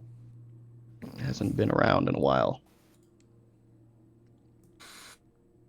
Is there some place I could see that I could hide that's closer or not? Oh yeah, I mean that whole wall has a good cover. The curtains in between the pillars are tied, but like right at the bottom, like a good foot up off the floor. So they all come down between the pillars, and then at the almost at the very bottom they come together and like have this nice little fancy gold rope that kind of ties them together. So it's fairly obscured where you're at. Okay. I'm gonna try to sneak within earshot. Yeah, so you just start walking up the side. As Are soon you as I still can make out. disguised? Are you still disguised?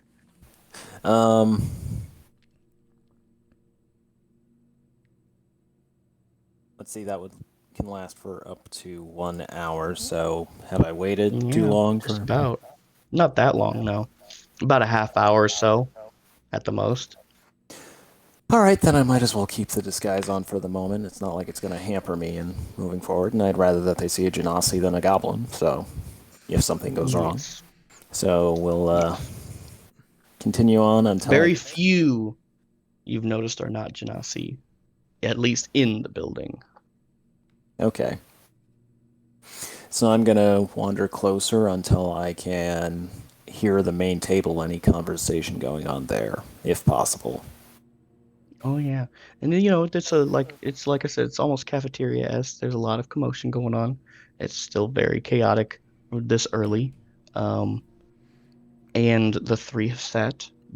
You get to a point where you're like, they're here and you're out on the side, like you're even with them, and you're kind of watching them, and they have people who are standing behind the chairs, and they literally pull the chairs out and have them sit down.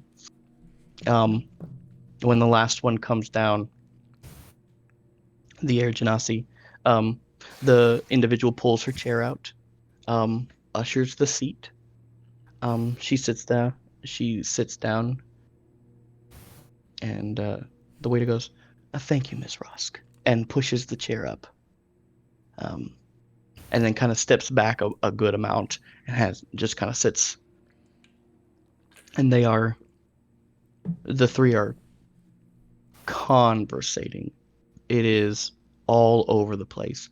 Roll me.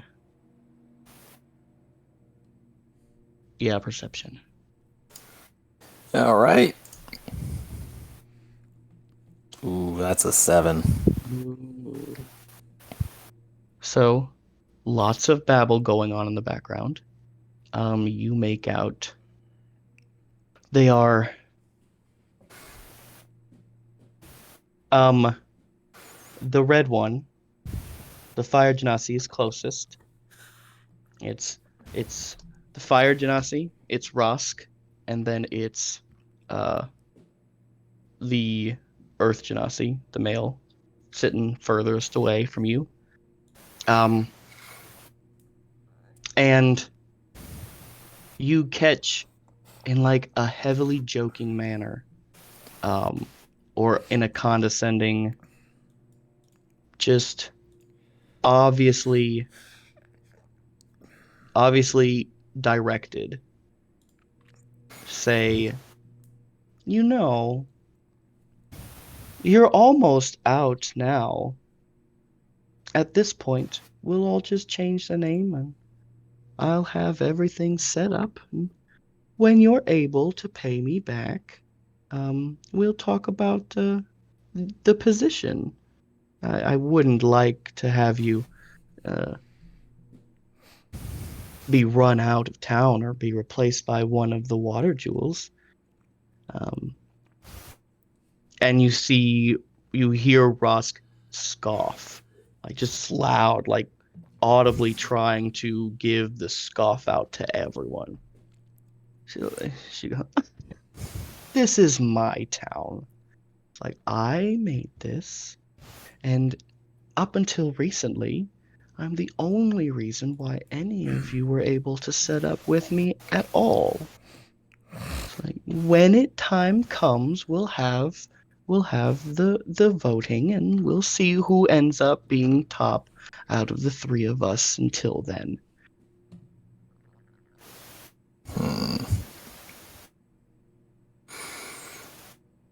Okay, is there any... They don't have any, like, objects or maybe something that would look like documents or paperwork or anything with them? They just came down to lunch. All the people with clipboards left. Oh, There's no, yeah. They left the clipboards. So they went to their own seat, left the clipboards on the tables. It looks like a business desk that has had, or now that they're all sitting down, they've had papers, others put their papers down to look at, and it's literally like these three are working at lunch, Okay. where they are literally sat there, and then once in a while, like the Earth Genasi is sitting there signing a bunch of stuff. He's literally just signing, and he flips up one, looks at the back, kind of puts it down. Looks like he set something up, dips his pen some more. So, there's a blank page that he starts drafting. The fire between making jabs at Rusk is looking through papers. It looks like someone set up like 3 or 4 different like metal bars, like small metal bars, sample bars, and she's like looking over them, and every now and then she'll pick up one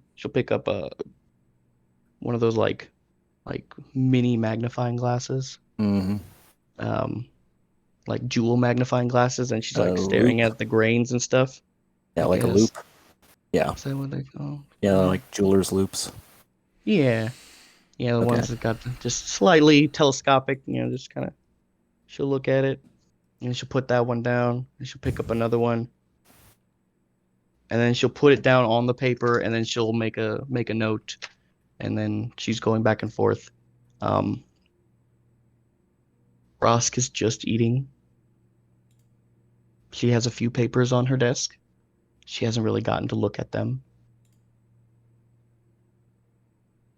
And then, but when she does, she goes over and at first wants to sit there and and then kind of like brushes at her hair and kind of sits back up a bit. Some things you make out from where you're at. But yeah, there's definitely a lot of stuff going on the table. Is there First off, what floor am I on at this point? I'm still on the ground floor, or... Yeah, still on ground.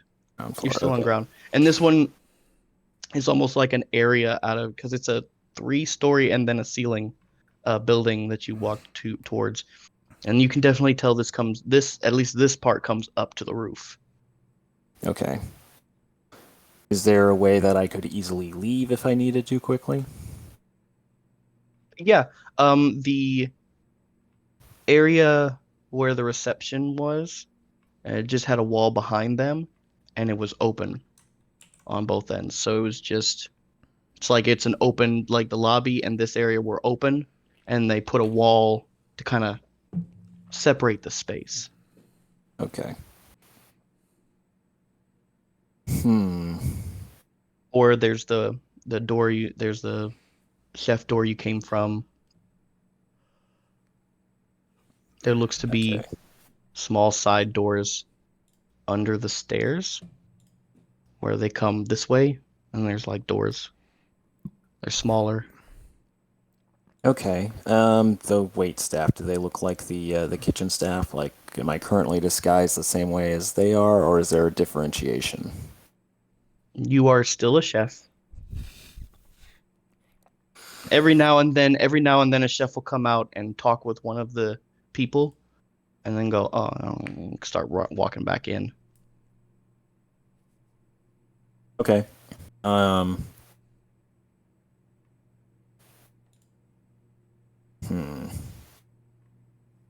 I am going to cast Disguise Self on myself again to look like one of the waitstaff. Yeah. So you get because at this point you had a good idea. The ones that are standing around and walking through are not quite the same as the ones that were going in and out and putting plates down. Those ones had aprons and such. The other waitstaff are like almost straight waitstaff. White gloves. Their uh, their uniform is unbothered by utility things like aprons or anything else. It's very decorated. So yeah, which element? We'll go ahead with we'll go ahead and go with Fire Genasi this time. Yeah, so like the chef shirt and the element you were before all kind of just fades at once, and your skin changes from the hue it was to more of the deep auburn reds, and your hair shifts to those flame oranges and reds, and the jacket goes, and the apron goes, and it kind of changes into those like tight, like waiter outfits. Okay, I'm gonna wait till somebody empties a glass of something and then on that main table, and then attempt to remove it from them if it seems like they're done, or clear a dish or something. Oh yeah. And when I do that, I'm gonna try to see if I can get a look at some of those papers, see if there's anything interesting that they're dealing with. Oh yeah. So like both Rosk and the Fire Genasi kind of finish up their plates of minor lettuce, and the Fire Genasi finishes her glass, and the ones behind them start to come pulling up to go and grab it, and you kind of shimmy up real quick and like, and you go and you kind of like, at first they're like, oh yeah, sure, I'd like to go home now. I'd like to go home now. Kind of just allows you to take it as like, I'm not arguing. I'd rather be off the clock. Cool. And so you go to pick up. Give me an investigation check as you skim the table. All right. Oh, gosh dang. That's a 1. All right. So, shame. So very small legal print. Blame the dice. some of it, yes. Every now and then you'll get distracted by the signature. You make out that there are in front of the Fire Genasi, they are blacksmith conscripts for stuff, for materials coming in, for materials gathered nearby. There is a dwarven emblem on one of them. Looks like it came from. You see a town name. Yeah,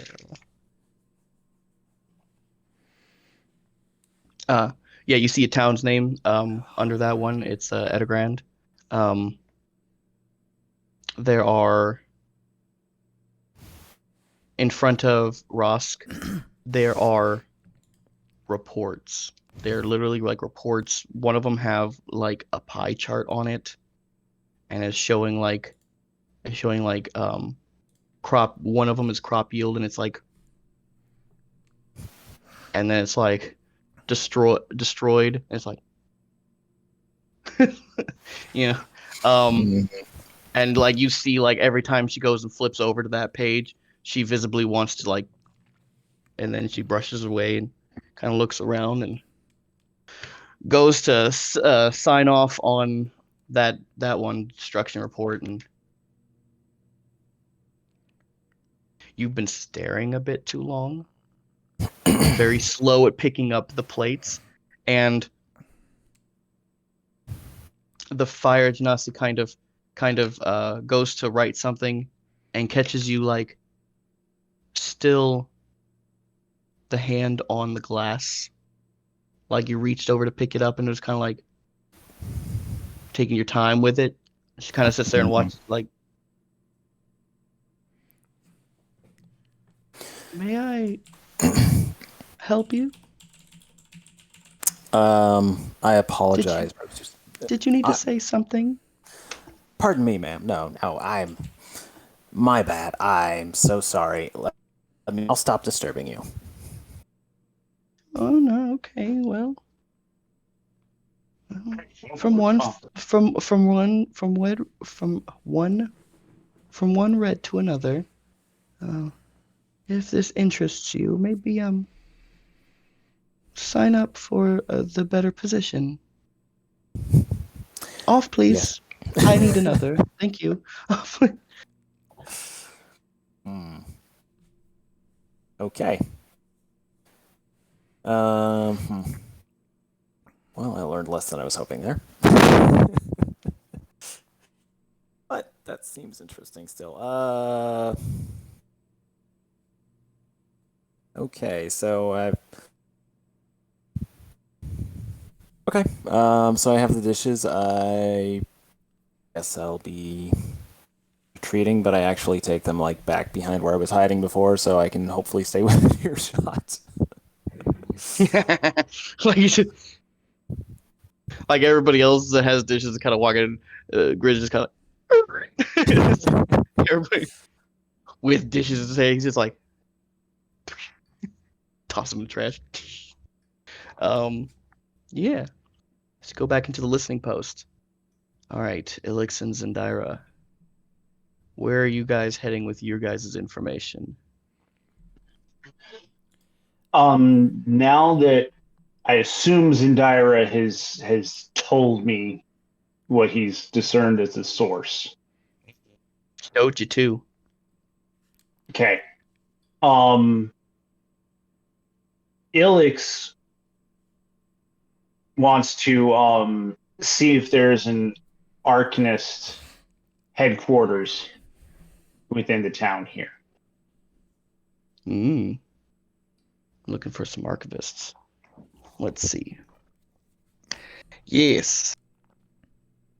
You ask around and there are. Okay. They kind of point you out into the end. They say it's at the dig site that's in the area. Oh, another dig site. Great. I feel like we're probably going to have to take a look there. Within the within the city. Nothing. They say it's nothing grand. It's just they found a few artifacts and they poked around and didn't seem to find much. Hexagonal rod-like objects made of gold.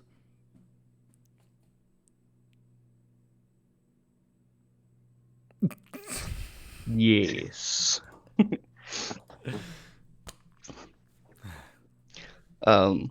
No, but seriously. So yeah, they found an artifact. It was like a big one, and it got a lot of them excited. That's what you get from the townsfolk around the area. It's like, oh yeah, they found a pretty big find, I suppose. So much that they decided to set up a headquarters nearby. I don't think anything's really come from it since. Fairly excited. Can you get directions from them? Yeah, so you get it. So from the market ward, which is kind of where it's in the front, there's like a path that kind of branches this way, and you see this way goes up the hill towards the big house on the top, and then you get a smaller area, a smaller road that kind of winds through the town, and the little houses, whatnot, with back alleys of its own, and then kind of seems to. You guys walk down that area, kind of clears out a bit. There's a good size hole with, as it descends, as a dig would, and then there's like some tents. They look like they've been there for a very long time and kind of haven't been kept up. And then there's a building right off the edge. Very simple. Is that? Didn't you have a letter No. saying from the archivists? I have credentials from the Archivist Society. That might be helpful. But there's nobody here? Not out and about, no. Okay. Head towards the I'm gonna building. head to the building. Yeah. It's a building, and it's a fairly large building. Dragonborn, have you seen Grins? No, and I have mixed feelings about that. Oh?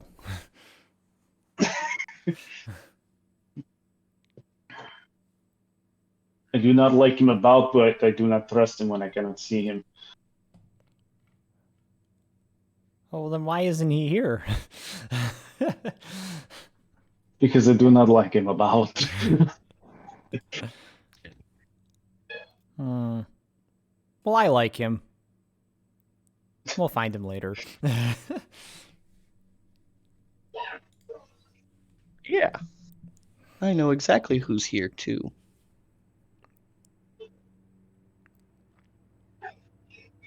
Yeah. Let's see, who have we run into so far? Lorelai's dead. Iantha's up with Suglath. Brightron Frisch is running away and has gone, I believe, to Bormont. So here,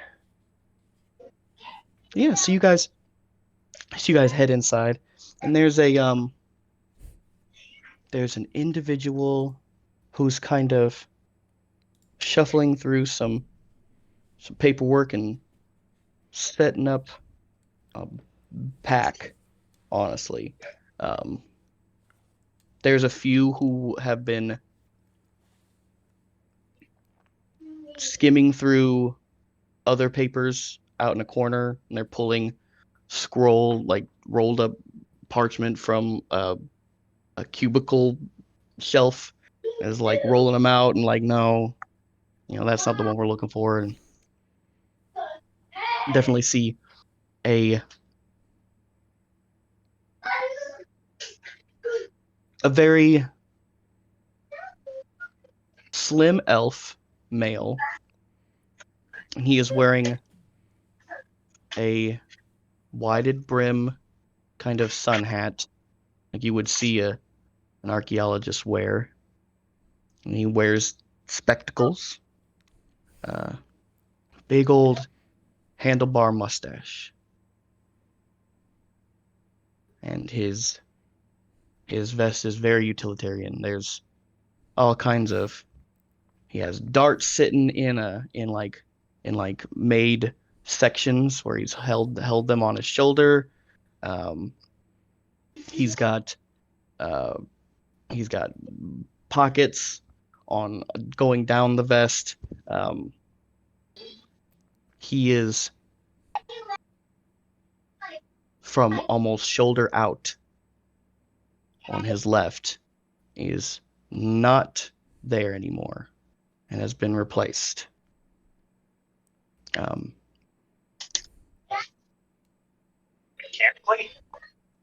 Yes.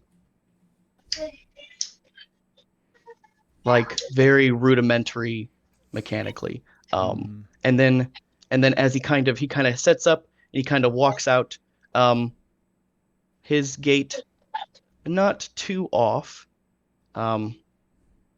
Almost looks like he dramatizes a saunter to kind of disguise it a bit.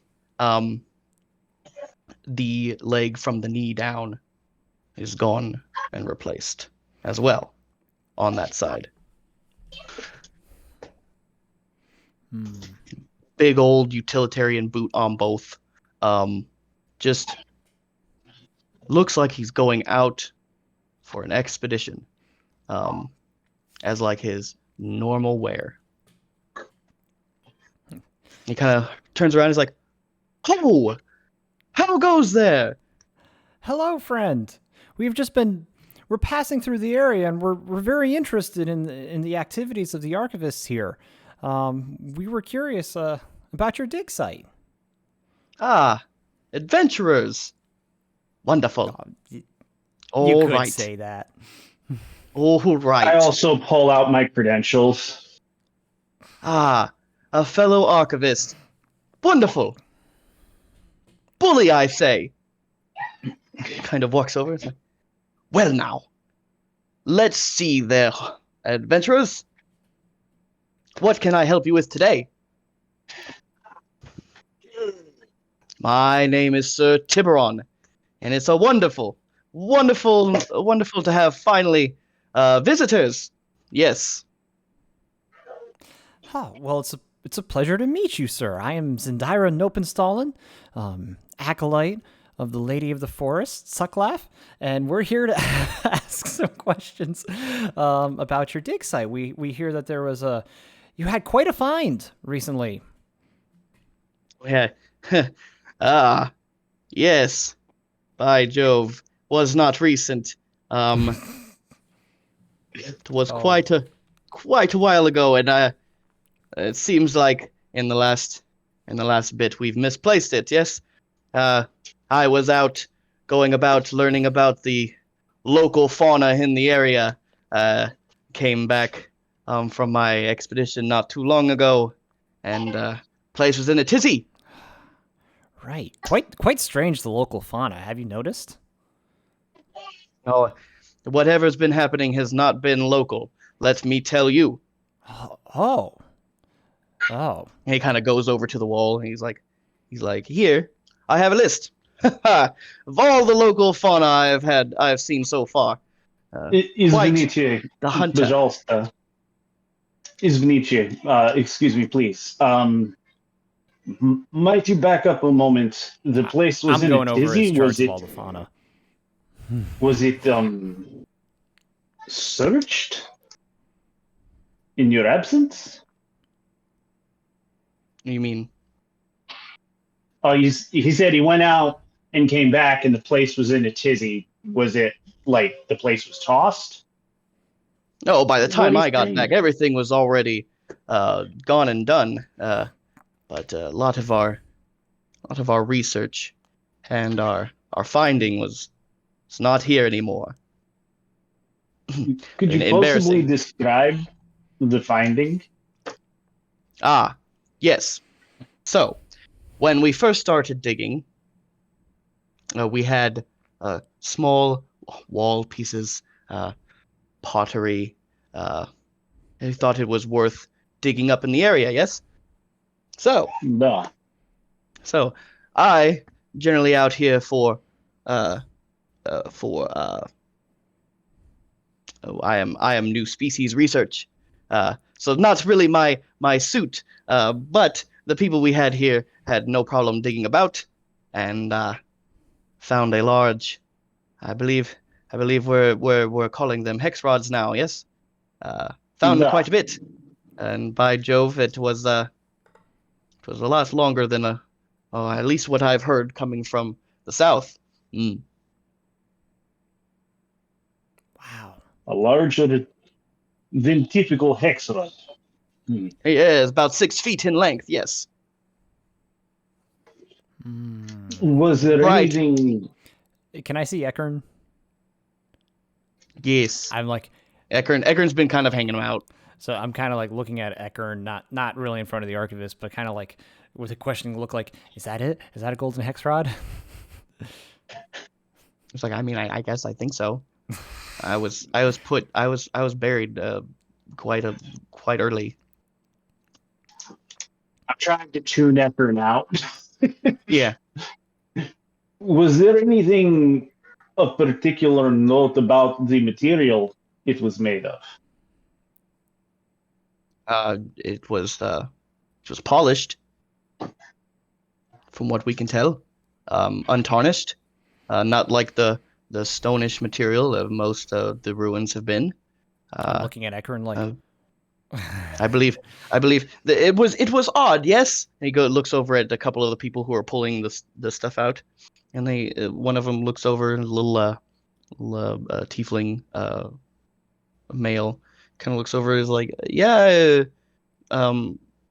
we dug it out of the ground, literally had to chip rocks off of it, but it was still fairly polished. For the gold color, we'd expect it to be soft.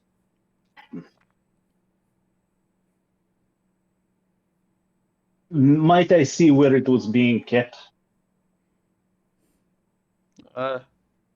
Right. And kind of just like goes over, he opens like a door on the back wall. There's like two of them off to the sides. He opens the one on the right. He's like, yeah, we had it in here. And it's like there's both walls have those same cubicle shelves. And there's all kinds of rolled up parchment and scrolls all up through it. And then there's a crate on the floor off to one of the sides. And then right in the center, there was almost like this glass box where they had cut the floor out to kind of set this like soft pillow like, and it still has like the groove, like this pointed groove down. And like we had it sitting up in there. We didn't know what it did or what it is actually made out of yet. We sent word to get permission to get a good look at it.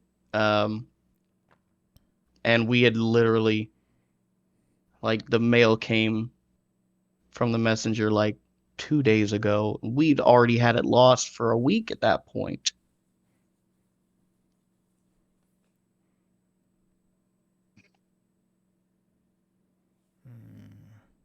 All right. While that's going on, though. So Sorry, God. Does it look like? I mean, was it a locked box? Was it forced open? Was it? It was glass. So I mean, I guess I would have thought they would have shattered the glass to get to it, unless they had a key if it was locked. The glass is a solid glass box. There are ridges behind it up against the wall that look like it slid down.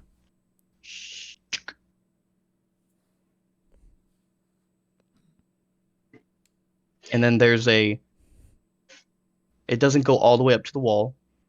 It's also flush. Glass seems to be pressed up against itself so well it's hard to see where the seams are at. There is a hatch door right above it. It's a bit bigger than the size of it. Up where the ceiling's at. Gives a good like this much space from the ceiling. Looks like that's where they went and slid it down from. And we were trying to be safe. We didn't think anybody'd come and take it. Kind of silly. It is large and gold. Everybody was so proud of it, though. These things tend to attract the less scrupulous types, like flies to carcass. Well, while he's looking at that, though, I'm gonna say that I'm still poring over like his charts and documentation on all the local fauna. Oh yeah, you guys get some weird stuff. He has notes on those cacti. He has notes on the crabs that are used for maneuvering ships and stuff out on the other side of the maelstrom. He has notes of the rock lobsters. He has notes of the flayers that were eating them out earlier. Can I look for any kind of documentation that looks like it might be symptomatic of corruption or indicate how things are spreading? he has notes from the Shriekers that you guys ran into before. He has notes on the difference between domesticated slimes and the new version of oozes that are out and about. Slimes and oozes. Okay. He has notes on a few different mechanical constructs that have been around, that he's been with.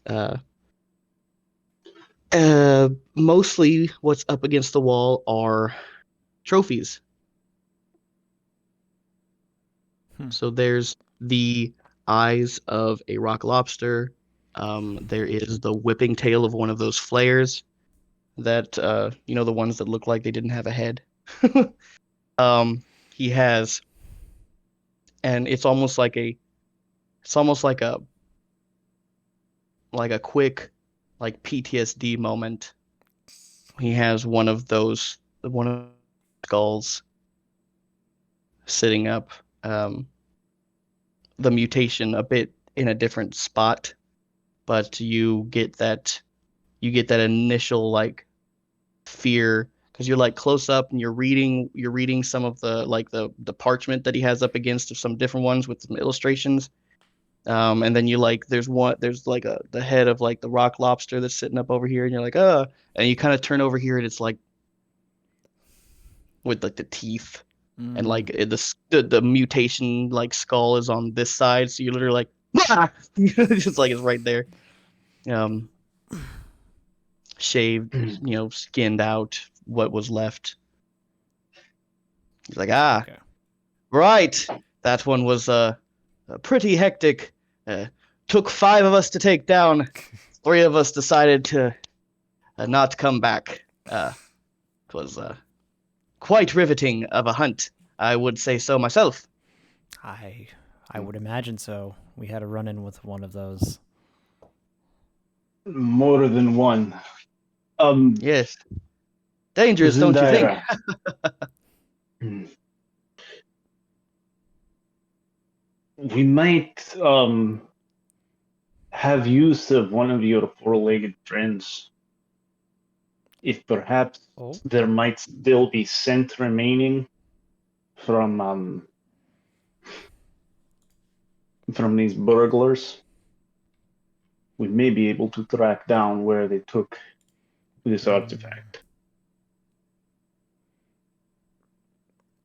It's been 9 days. Oh yeah, a little more, a little less, yeah. Well, we can try, but we'll talk more later. Don't transform in front of people because I'm very self-conscious about it. Which is why Alex was careful to I noticed. not specify him directly. I can't do it when you look. I have anxiety. Stop looking at me.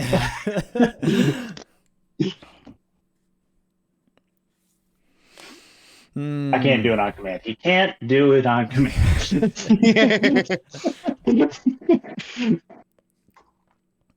Okay. Cool. I don't know if I'd be able to pick anything up after 9 days. Well, have you seen what you wanted to see? Yeah. Did you want I think Alex wants to come to the outside. Yeah. Oh. Go ahead. See if he can pick up any anything that looks like traces of movement outside of the normal activity of the headquarters here. Yeah, I mean, yeah. So he kind of looks over at Ilix. It seems like you've had some quite interest in what we had here. Were you with the note? Were you coming to pick him up?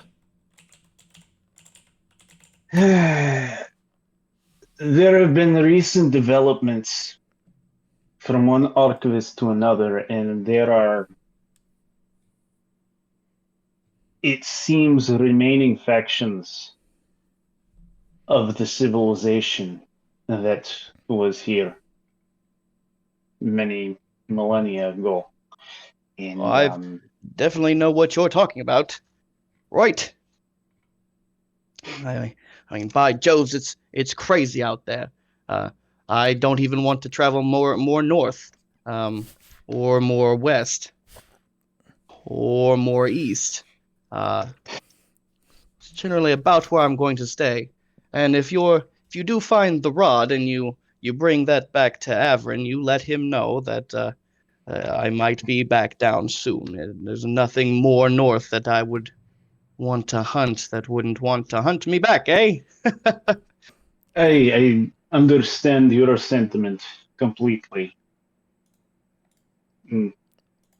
If you don't mind, I would very much be keen to attempt to track down this artifact. It is of utmost importance that it is recovered quickly and as without incident as possible. Right. I know how you infrastructure lots are. We'll find it soon, I suppose. And if this conflict goes up any longer, if it was taken by the other side, we'll probably find that as well. No problem.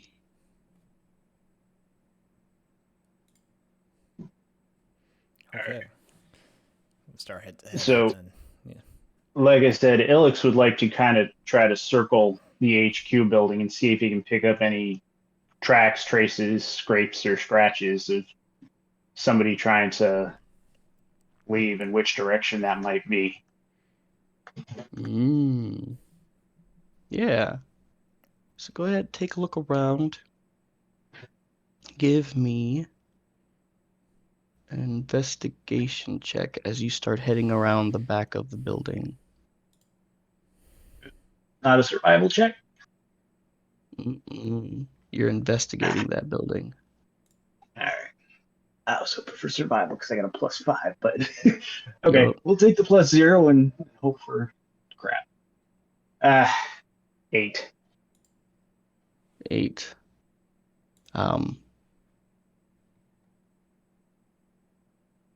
So you're heading around and you stop where you think it would have been, like, on the other side of the wall. And you're looking around for things. You're probably out there for a good hour. And you're like, well, how did they take it out of here? And you spend a bit more, and you're not finding any, like, scrapes on the ground, even though it's fairly dry. You run your hand along the wall, and there's nothing that you would suspect is out of place. It all seems fairly intact.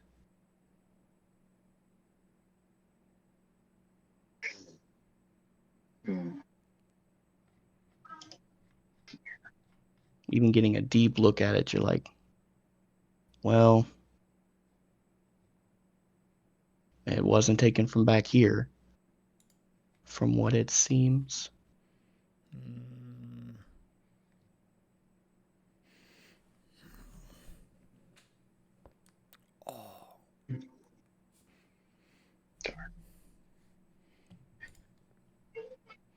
Okay. I mean, we can come back and I can try to sniff something out, but I would imagine there wouldn't be much scent left after 9 days. So. Maybe not scent. It's my normal perception.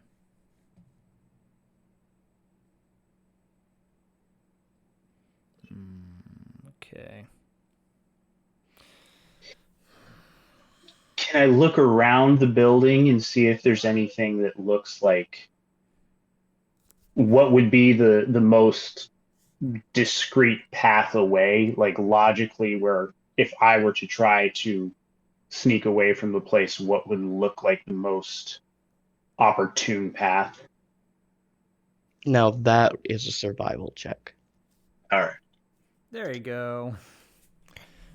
And drum roll. Oh yeah, 23. Everyone's like, that's better. Yeah.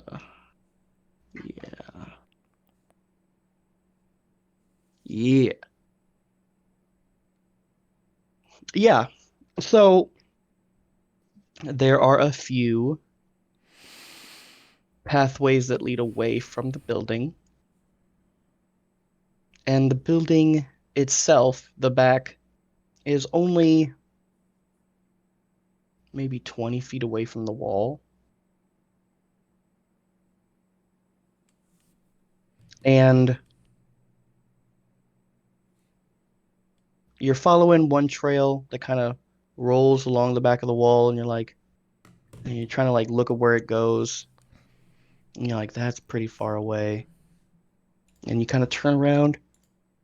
Or you look the other way, and you kind of go around the building. It's like there's one that goes out in the front where you guys walk to, and you're like, that goes all the way out to the front. And you follow the wall the other way.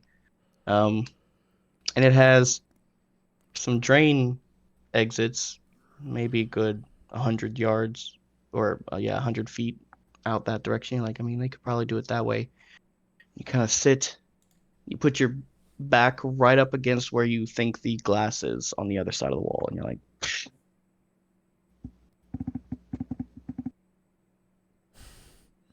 and you literally watch the wall as you see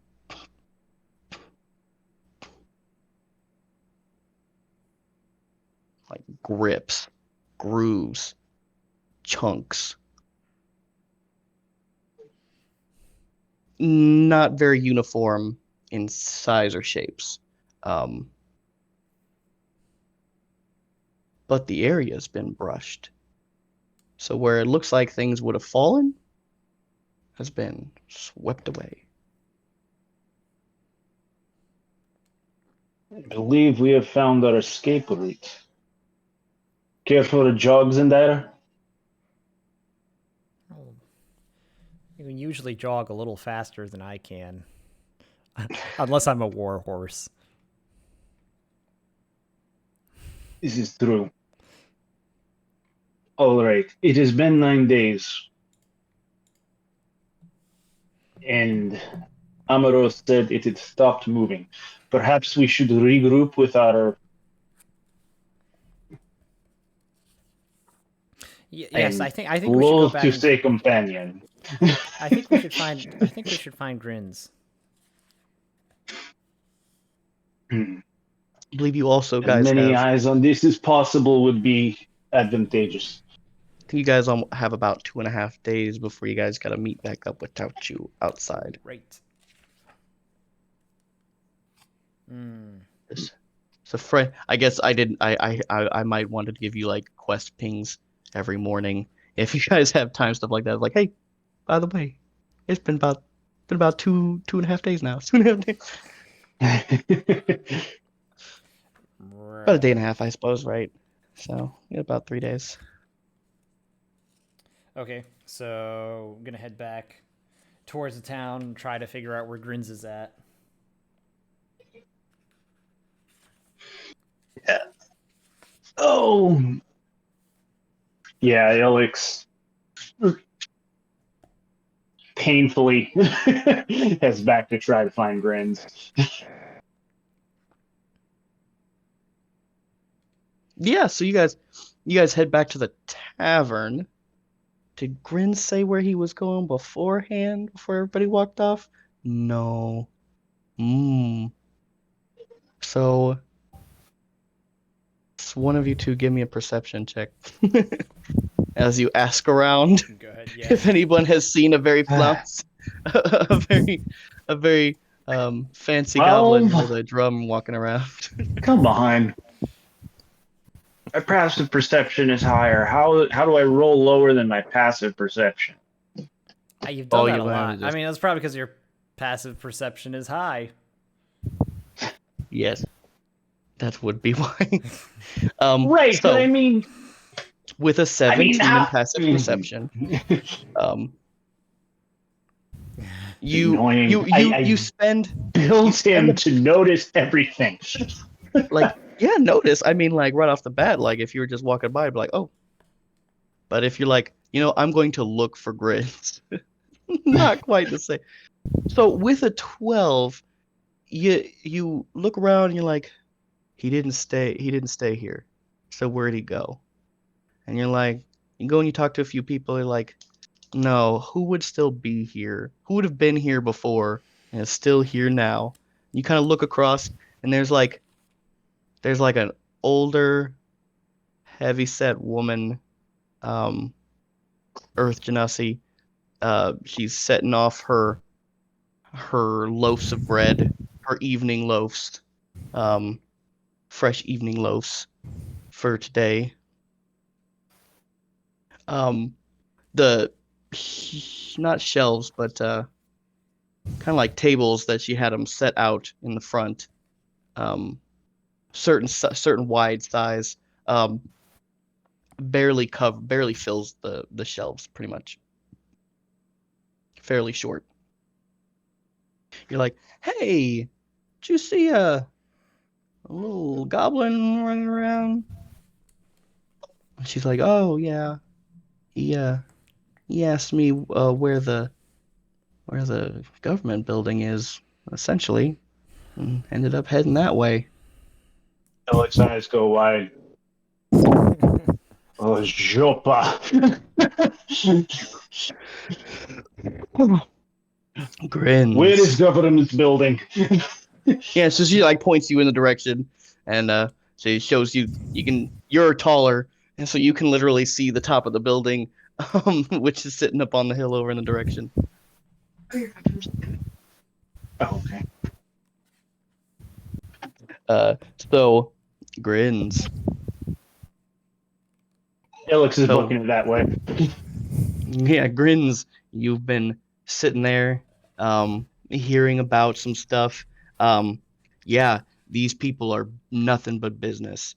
They all just super chatty, expecting everybody in the building to be on the level. As they talk about, profit margins. They're also talking about the next election, which is coming through, off of the 3. There's a table that you kind of walked near, and they're all talking about proposed additions to the CEOs that are sitting at the front, from the water jewel. You have a table that cleared out, and one of them literally left a whole clipboard on prices that need to go down on everything from ropes to linens to to almost every form of food. Just all bad. Like that slashes on almost every price and a drop in all profit margins on the side. You're like, oh, like even you're like, oh, that's a hit. That's a hit. Yeah, and as people start to clear out, and you're basically like half-ass like clearing their tables and just like putting it in the same spot. You're not even like just moving it from one spot to the next, just so you can get out there. The 3 go ahead and they kind of pick their stuff up. Barely. They, there's a group, like the other 5 individuals that were following them earlier, literally go and pick everything back up. And then you see a receptionist come up from the front, with another, to then starts heading towards that table.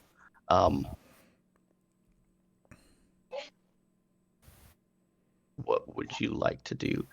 They're slowly clearing the table off, so there's still dishes and stuff on it. They only picked up a few of the clipboards at first.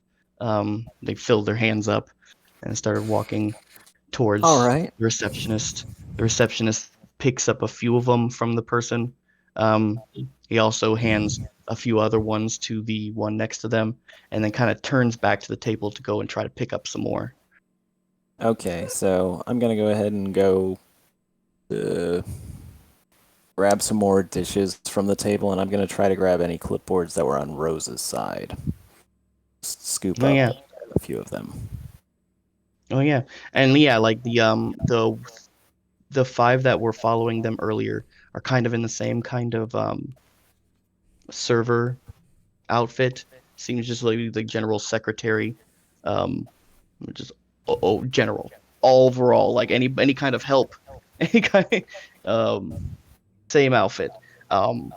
So he goes Who's ahead echoing? and Who's echoing? am I echoing? I don't hear an echo. Echo now?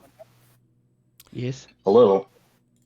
I just muted and unmuted. I don't think it's me. It's very minor way in the background. It's low, but All whatever. right. It's fine. Sorry to interrupt. No, yeah. No, it's good. So, yeah, you head to the table, and at first you're just picking up some plates, and then you kind of just quickly just like not even pick them up. You just kind of set them back down where they were, and then shift over and start picking up. Roll me a D4. A D4. Custom roll, right? Yep. It's a 4. It's a 4. So yeah, you pick up all of her clipboards off the front. The point, you like quickly, swiftly like pick them all up and then put them underneath the plate, and you're like, it looks like you're holding just like a whole stack of plates and like a glass or two on top. You're just kind of walking quickly over to where you had stored before, literally right behind the person. The person went to talk to somebody, turned his back, and then came back around and was like, and then looks up, and like one of them is like walking towards the secretaries with a bunch of clipboards. He's kind of like, oh. And then he starts picking up some other things. Yeah. So, in those clipboards, there was the one with the pie chart, that was left nearby. Um, almost like it was stolen information. Like it's not hers, but it has her letterhead on the top. You see the flame insignia, and underneath Rose, or it says Rose family. And it's stuff like, from our sources, Rusk is having trouble in these areas. And it's like, she's been in contact with the water jewel, trying to hold power by either allying themselves with another one, making it, instead of 1-1-1, it'd be 1-2-1, and keeping her power up. Or she would bring the resources down and run it herself, even though she's the air jewel, so that she could keep her influence heavy and keep the Rosk and Roskmeyer going. In hers, you see another one. It talks about, it had all of the simple metals and stuff. Had a bunch of new metal materials come from Edergrand. Had a bunch of jewels come from the southeast, notably of which two of them are of a very grand size, from a town way out in southeast. And then From New Edergrand? there was the metal materials was from Edergrand, from New Edergrand, yeah. Large jewels were from New Edergrand? No. Oh. No, that was from Okay. a town more southeast. Okay. Yeah, large I was- jewels. That's just the description they give. It says that they have not gotten them yet. They are en route. Colors to be announced. TBA.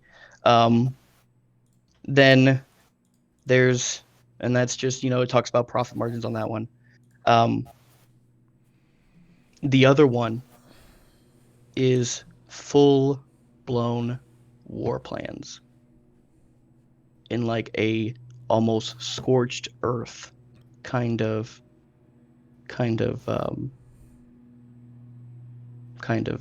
retaliation plans. It's talking about, I say jackpot.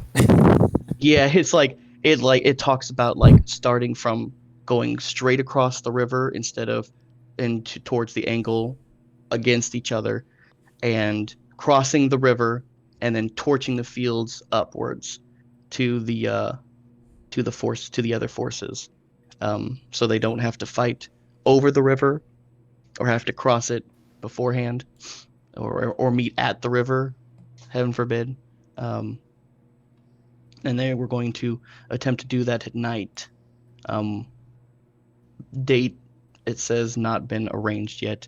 Seems like there were a couple of blank spots that she had not set yet. And it has military numbers on it, like she has so far like 12 cavalry units.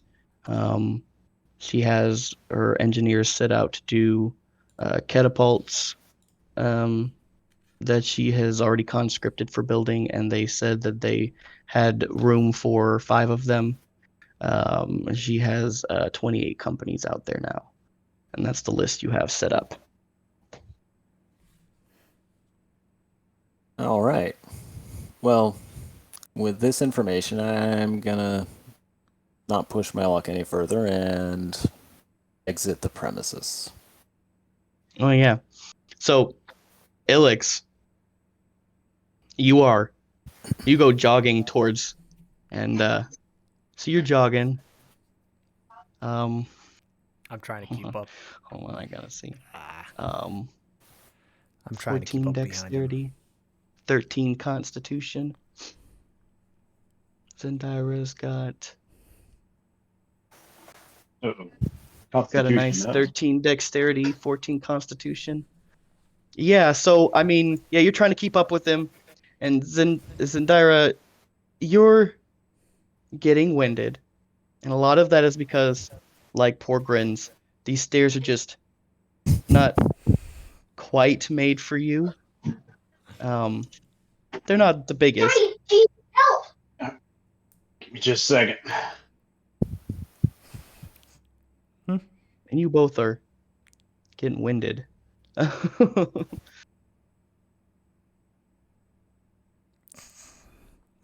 Stairs. Grins. Yeah, Grins. You meet them Stairs. just about at the top of the stairs. And she just kind of out the door.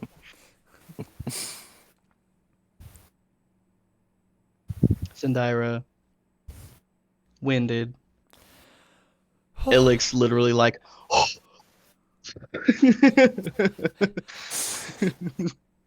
as his constitution is a bit lower, and he was running a bit more longer before the stairs.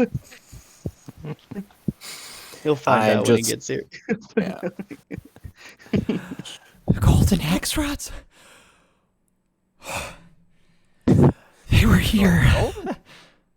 Oh, dang. Sounds like you guys had all the fun. What were you doing in there? And what? I was just taking in the sights. What were you doing? What are you doing here? We were out in the fields. There's fungus growing. There's something to the north of here. Someone stole the golden hex rods. The water's polluted. And then there are stairs, right? And then the stairs.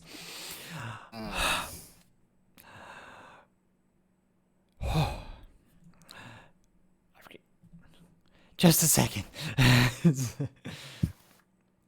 There's something north of here that's polluting the water, and it's causing fungus to grow in the ground, and that's what's destroying the crops. And the archivists, they found one of the golden hex rods, and then they lost it. We've only got a couple days to find him before we have to meet Tauchu, but we need to investigate north. What's causing the corruption? That might be where the hex rods went. And now I'm actually hyperventilating.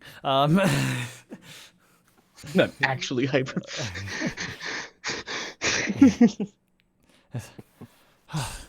And there's something, whatever's north of here is manipulating these people into war with each other.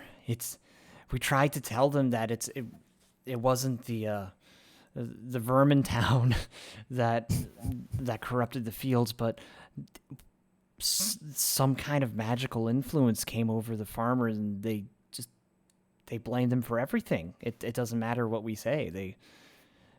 Some kind of a corrupting influence coming from the north. I could see it coming from the north. Oh, you could see it coming from the north, like with your eyeballs, right? Yeah. Yes. Yes. Interesting. It's exactly. That's exactly what I'm saying. Dragonborn saw it too. It was like arrows shooting from a corona of magic to the north of here. The same force that I could sense in the water and in the crops in the ground. Now that is curious. Well, I certainly thought so. Let's see. What did you must find? Be very busy. Yeah. Oh, I found out that the Genasi do not know how to make a good chicken foot stew. No. It's tragic. In your mind, it's overly spiced. It's like a straight up like curry, and you're like, not into that kind of. Can't taste the nuance of good meat. And they overcook it. Yeah, they do. Yeah, they overcook them. Yeah, We've got to get back. That's to canon. Nazi overcooked their food. That's funny. Tauchu wanted you guys. Tauchu wanted you guys to drop something off, pick something up, and then. Right. What were we supposed to pick up for him again? I forgot. There was a shipment. There's a shipment for Tauchu from a blacksmith in the area. From Gorbak. He said Gorbak has the goods we need to pick up. Yep. Yeah. We should Gorbak is the owner I gotta of the go in a thing. few minutes, but yeah. Wait for Sam to come back. Yeah. There Speaking of Sam I am.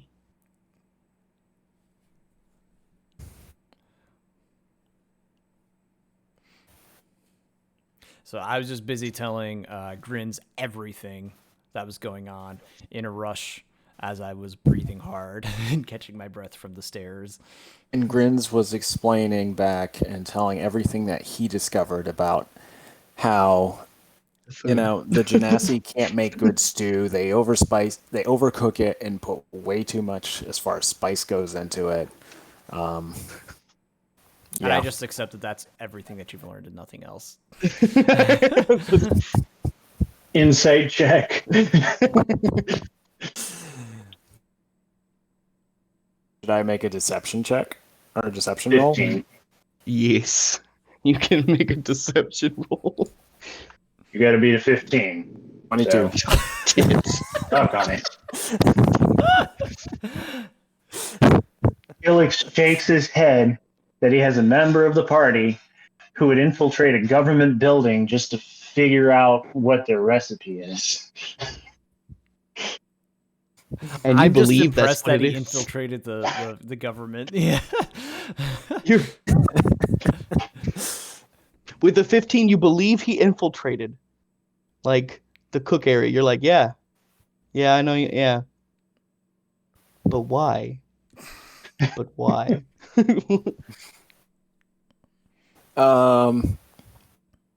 So Just real quick.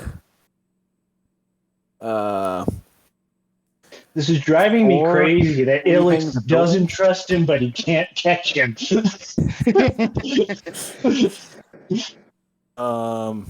Before leaving the building, I swung into the Bathroom. to the facilities, and I went ahead and wrote on the wall just something real simple, just like Rose sucks, with the particular gray piece of chalk.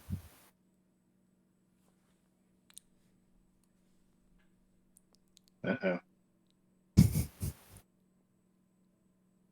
Now I'm hurrying away from the building. Oh dear.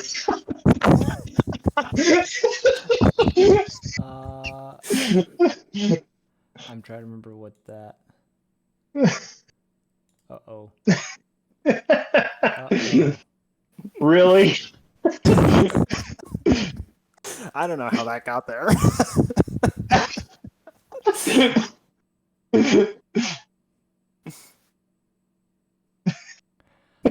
What like did the that gray from chalk there do for that. again? Look in spoilers under the tavern, Andy. Tavern spoilers, back alley. Okay. I think we have that set under. I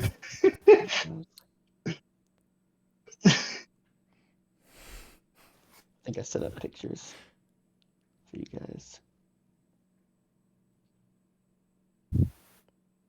But I can't remember.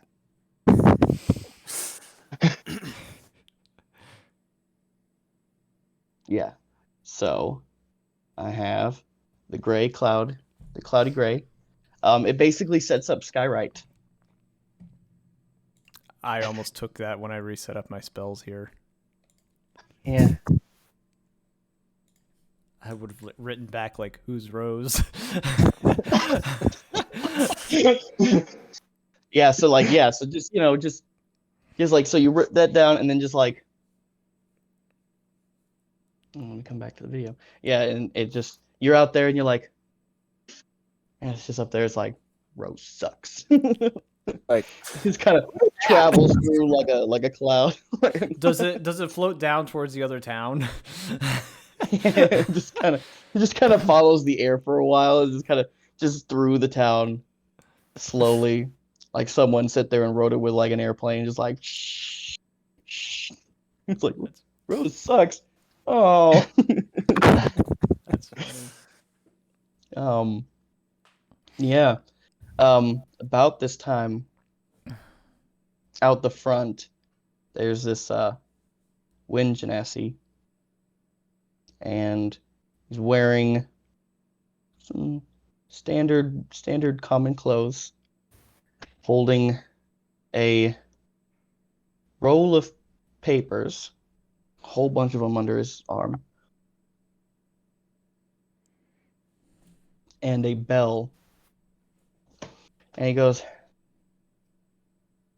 dingle ding ding ding. Hey, hey. The three are looking for adventurers. Anyone who will go and make or give out demands. Ding ding ding. Looking for any strong individuals needed for the front negotiations. Ding. If anyone can fight, please come down and talk with the front desk. Ding. I shout out, "What are you negotiating, friend?" He goes, ah. And he digs in his thing and he goes and pulls out a flyer. He kind of hands it to you. Take it.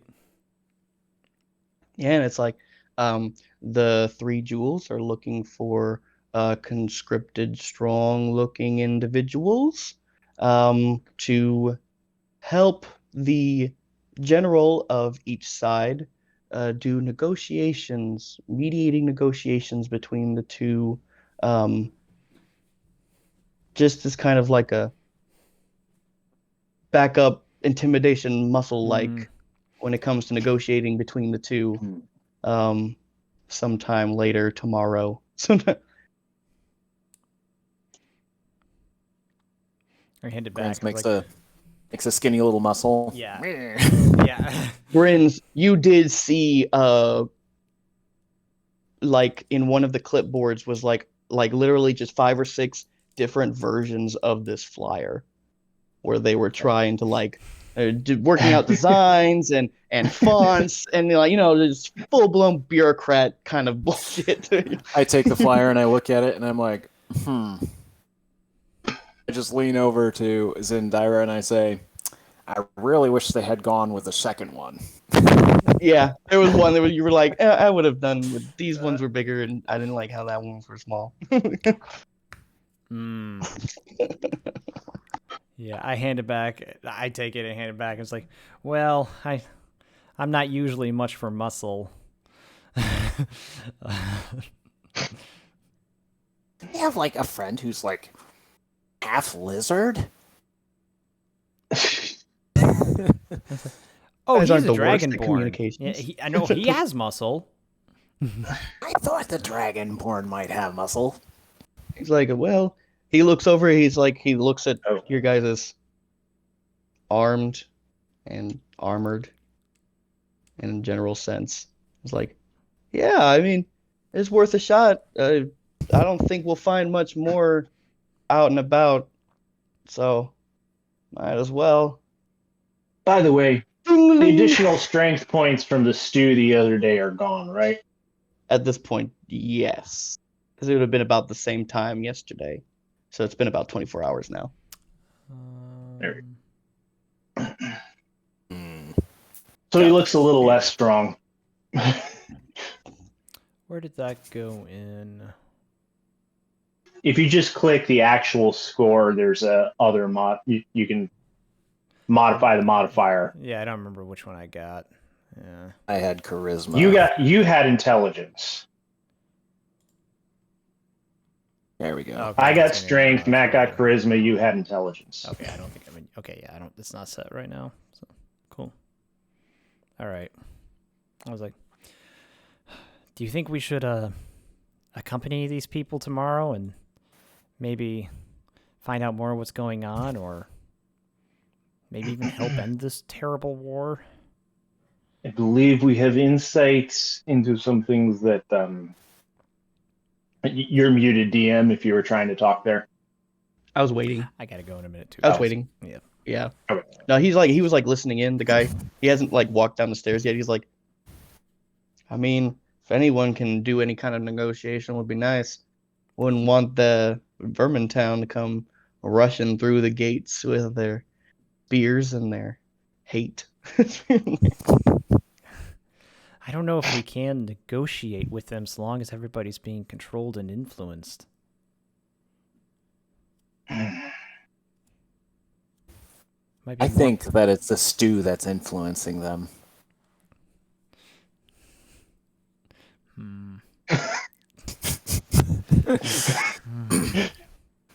I would also like to point out that from anything grown around here would be quite awful.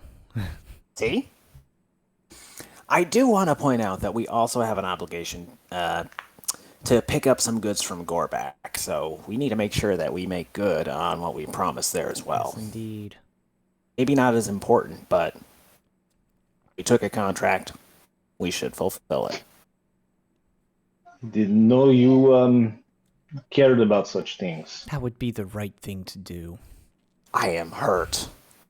I am wounded. You would suggest that I would breach a contract? You would suggest that I would go back on my word? You are a monster. Now I lean over to Grins. Zendaira. I He's say, not I like him actually... just a little bit less than I did a moment ago. I give you the like stink eye. I give it right back. You don't have to call him... You don't have to call him a monster, and you don't have to think he's a thief. He thinks I'm a thief? Well, I mean, he doesn't Dude is know still it. he's still taking his time, like he really doesn't want to go down these stairs. He's like long stretching his legs, like I'm just getting stretched out. And he kind of turns around, like, oh yeah, you guys' negotiating abilities would be great. Like you guys. And starts walking down the stairs. All right. I need to run a quick errand. We need to talk to Gorback, and I think that if you're really right about this influence thing, nobody else is going to believe you here. So if you want to sell the story, you're going to have to sell it yourself. Do you believe me, Grins? Sure, I believe you.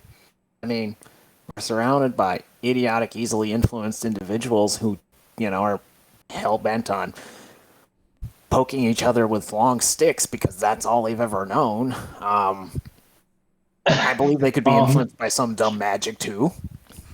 Okay, insight check. Was Grins talking about Ilix? No. No. 17. No. Was Grins talking about Ilix? Was not, but that doesn't mean he doesn't think that might be one of the solutions. Like, no.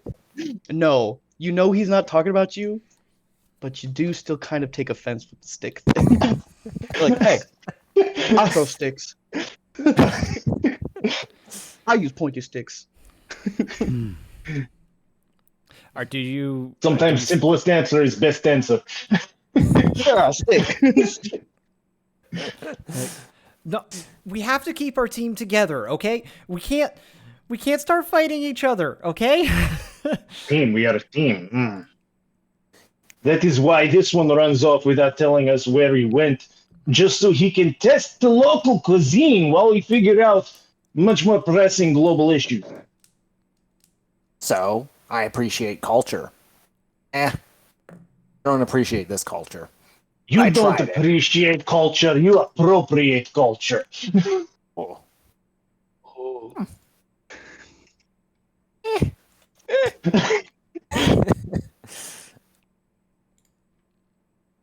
I'm all right. hurt by what's happening. So then we'll let Zendaira go and do his chores. Unfortunately, I didn't take Thunderclap or Thunder Wave. Otherwise, I'd be like, enough. We're separating the guard. All right, bad idea. All right. I'll be right back. Give me just. No, I'm probably gonna have to go, Sam. Yeah. So. Yeah, Andy has to go. I need to head out and make myself some lunch. All right. Yep. So then next time we'll head to Gorback. Maybe see if you guys can do some negotiating for the other side, for that side. That's cool. I was wanting to talk to you, Josh, a little bit. I'll stick around. If that's cool. Okay. All right, guys. Everybody have fun. Thanks for everything, Josh. Yeah. Yeah, for sure. Thanks. You guys enjoy your days. Thanks for playing with me. Goodbye. Oh, real quick.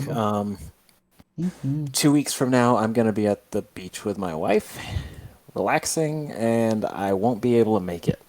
So I'm happy to try something like before or after. I could make a couple suggestion dates, but that Sunday I won't be available. Yeah. So talk it out. See if you guys have any other dates. You guys are used to. I'm clean every weekend, so. I'm sure afternoon, I suppose. On the weekend. Okay. Yeah. See if we can figure something out there. Yeah. So. Let me know. Will do. All right, everybody. Take care. Later. No problem.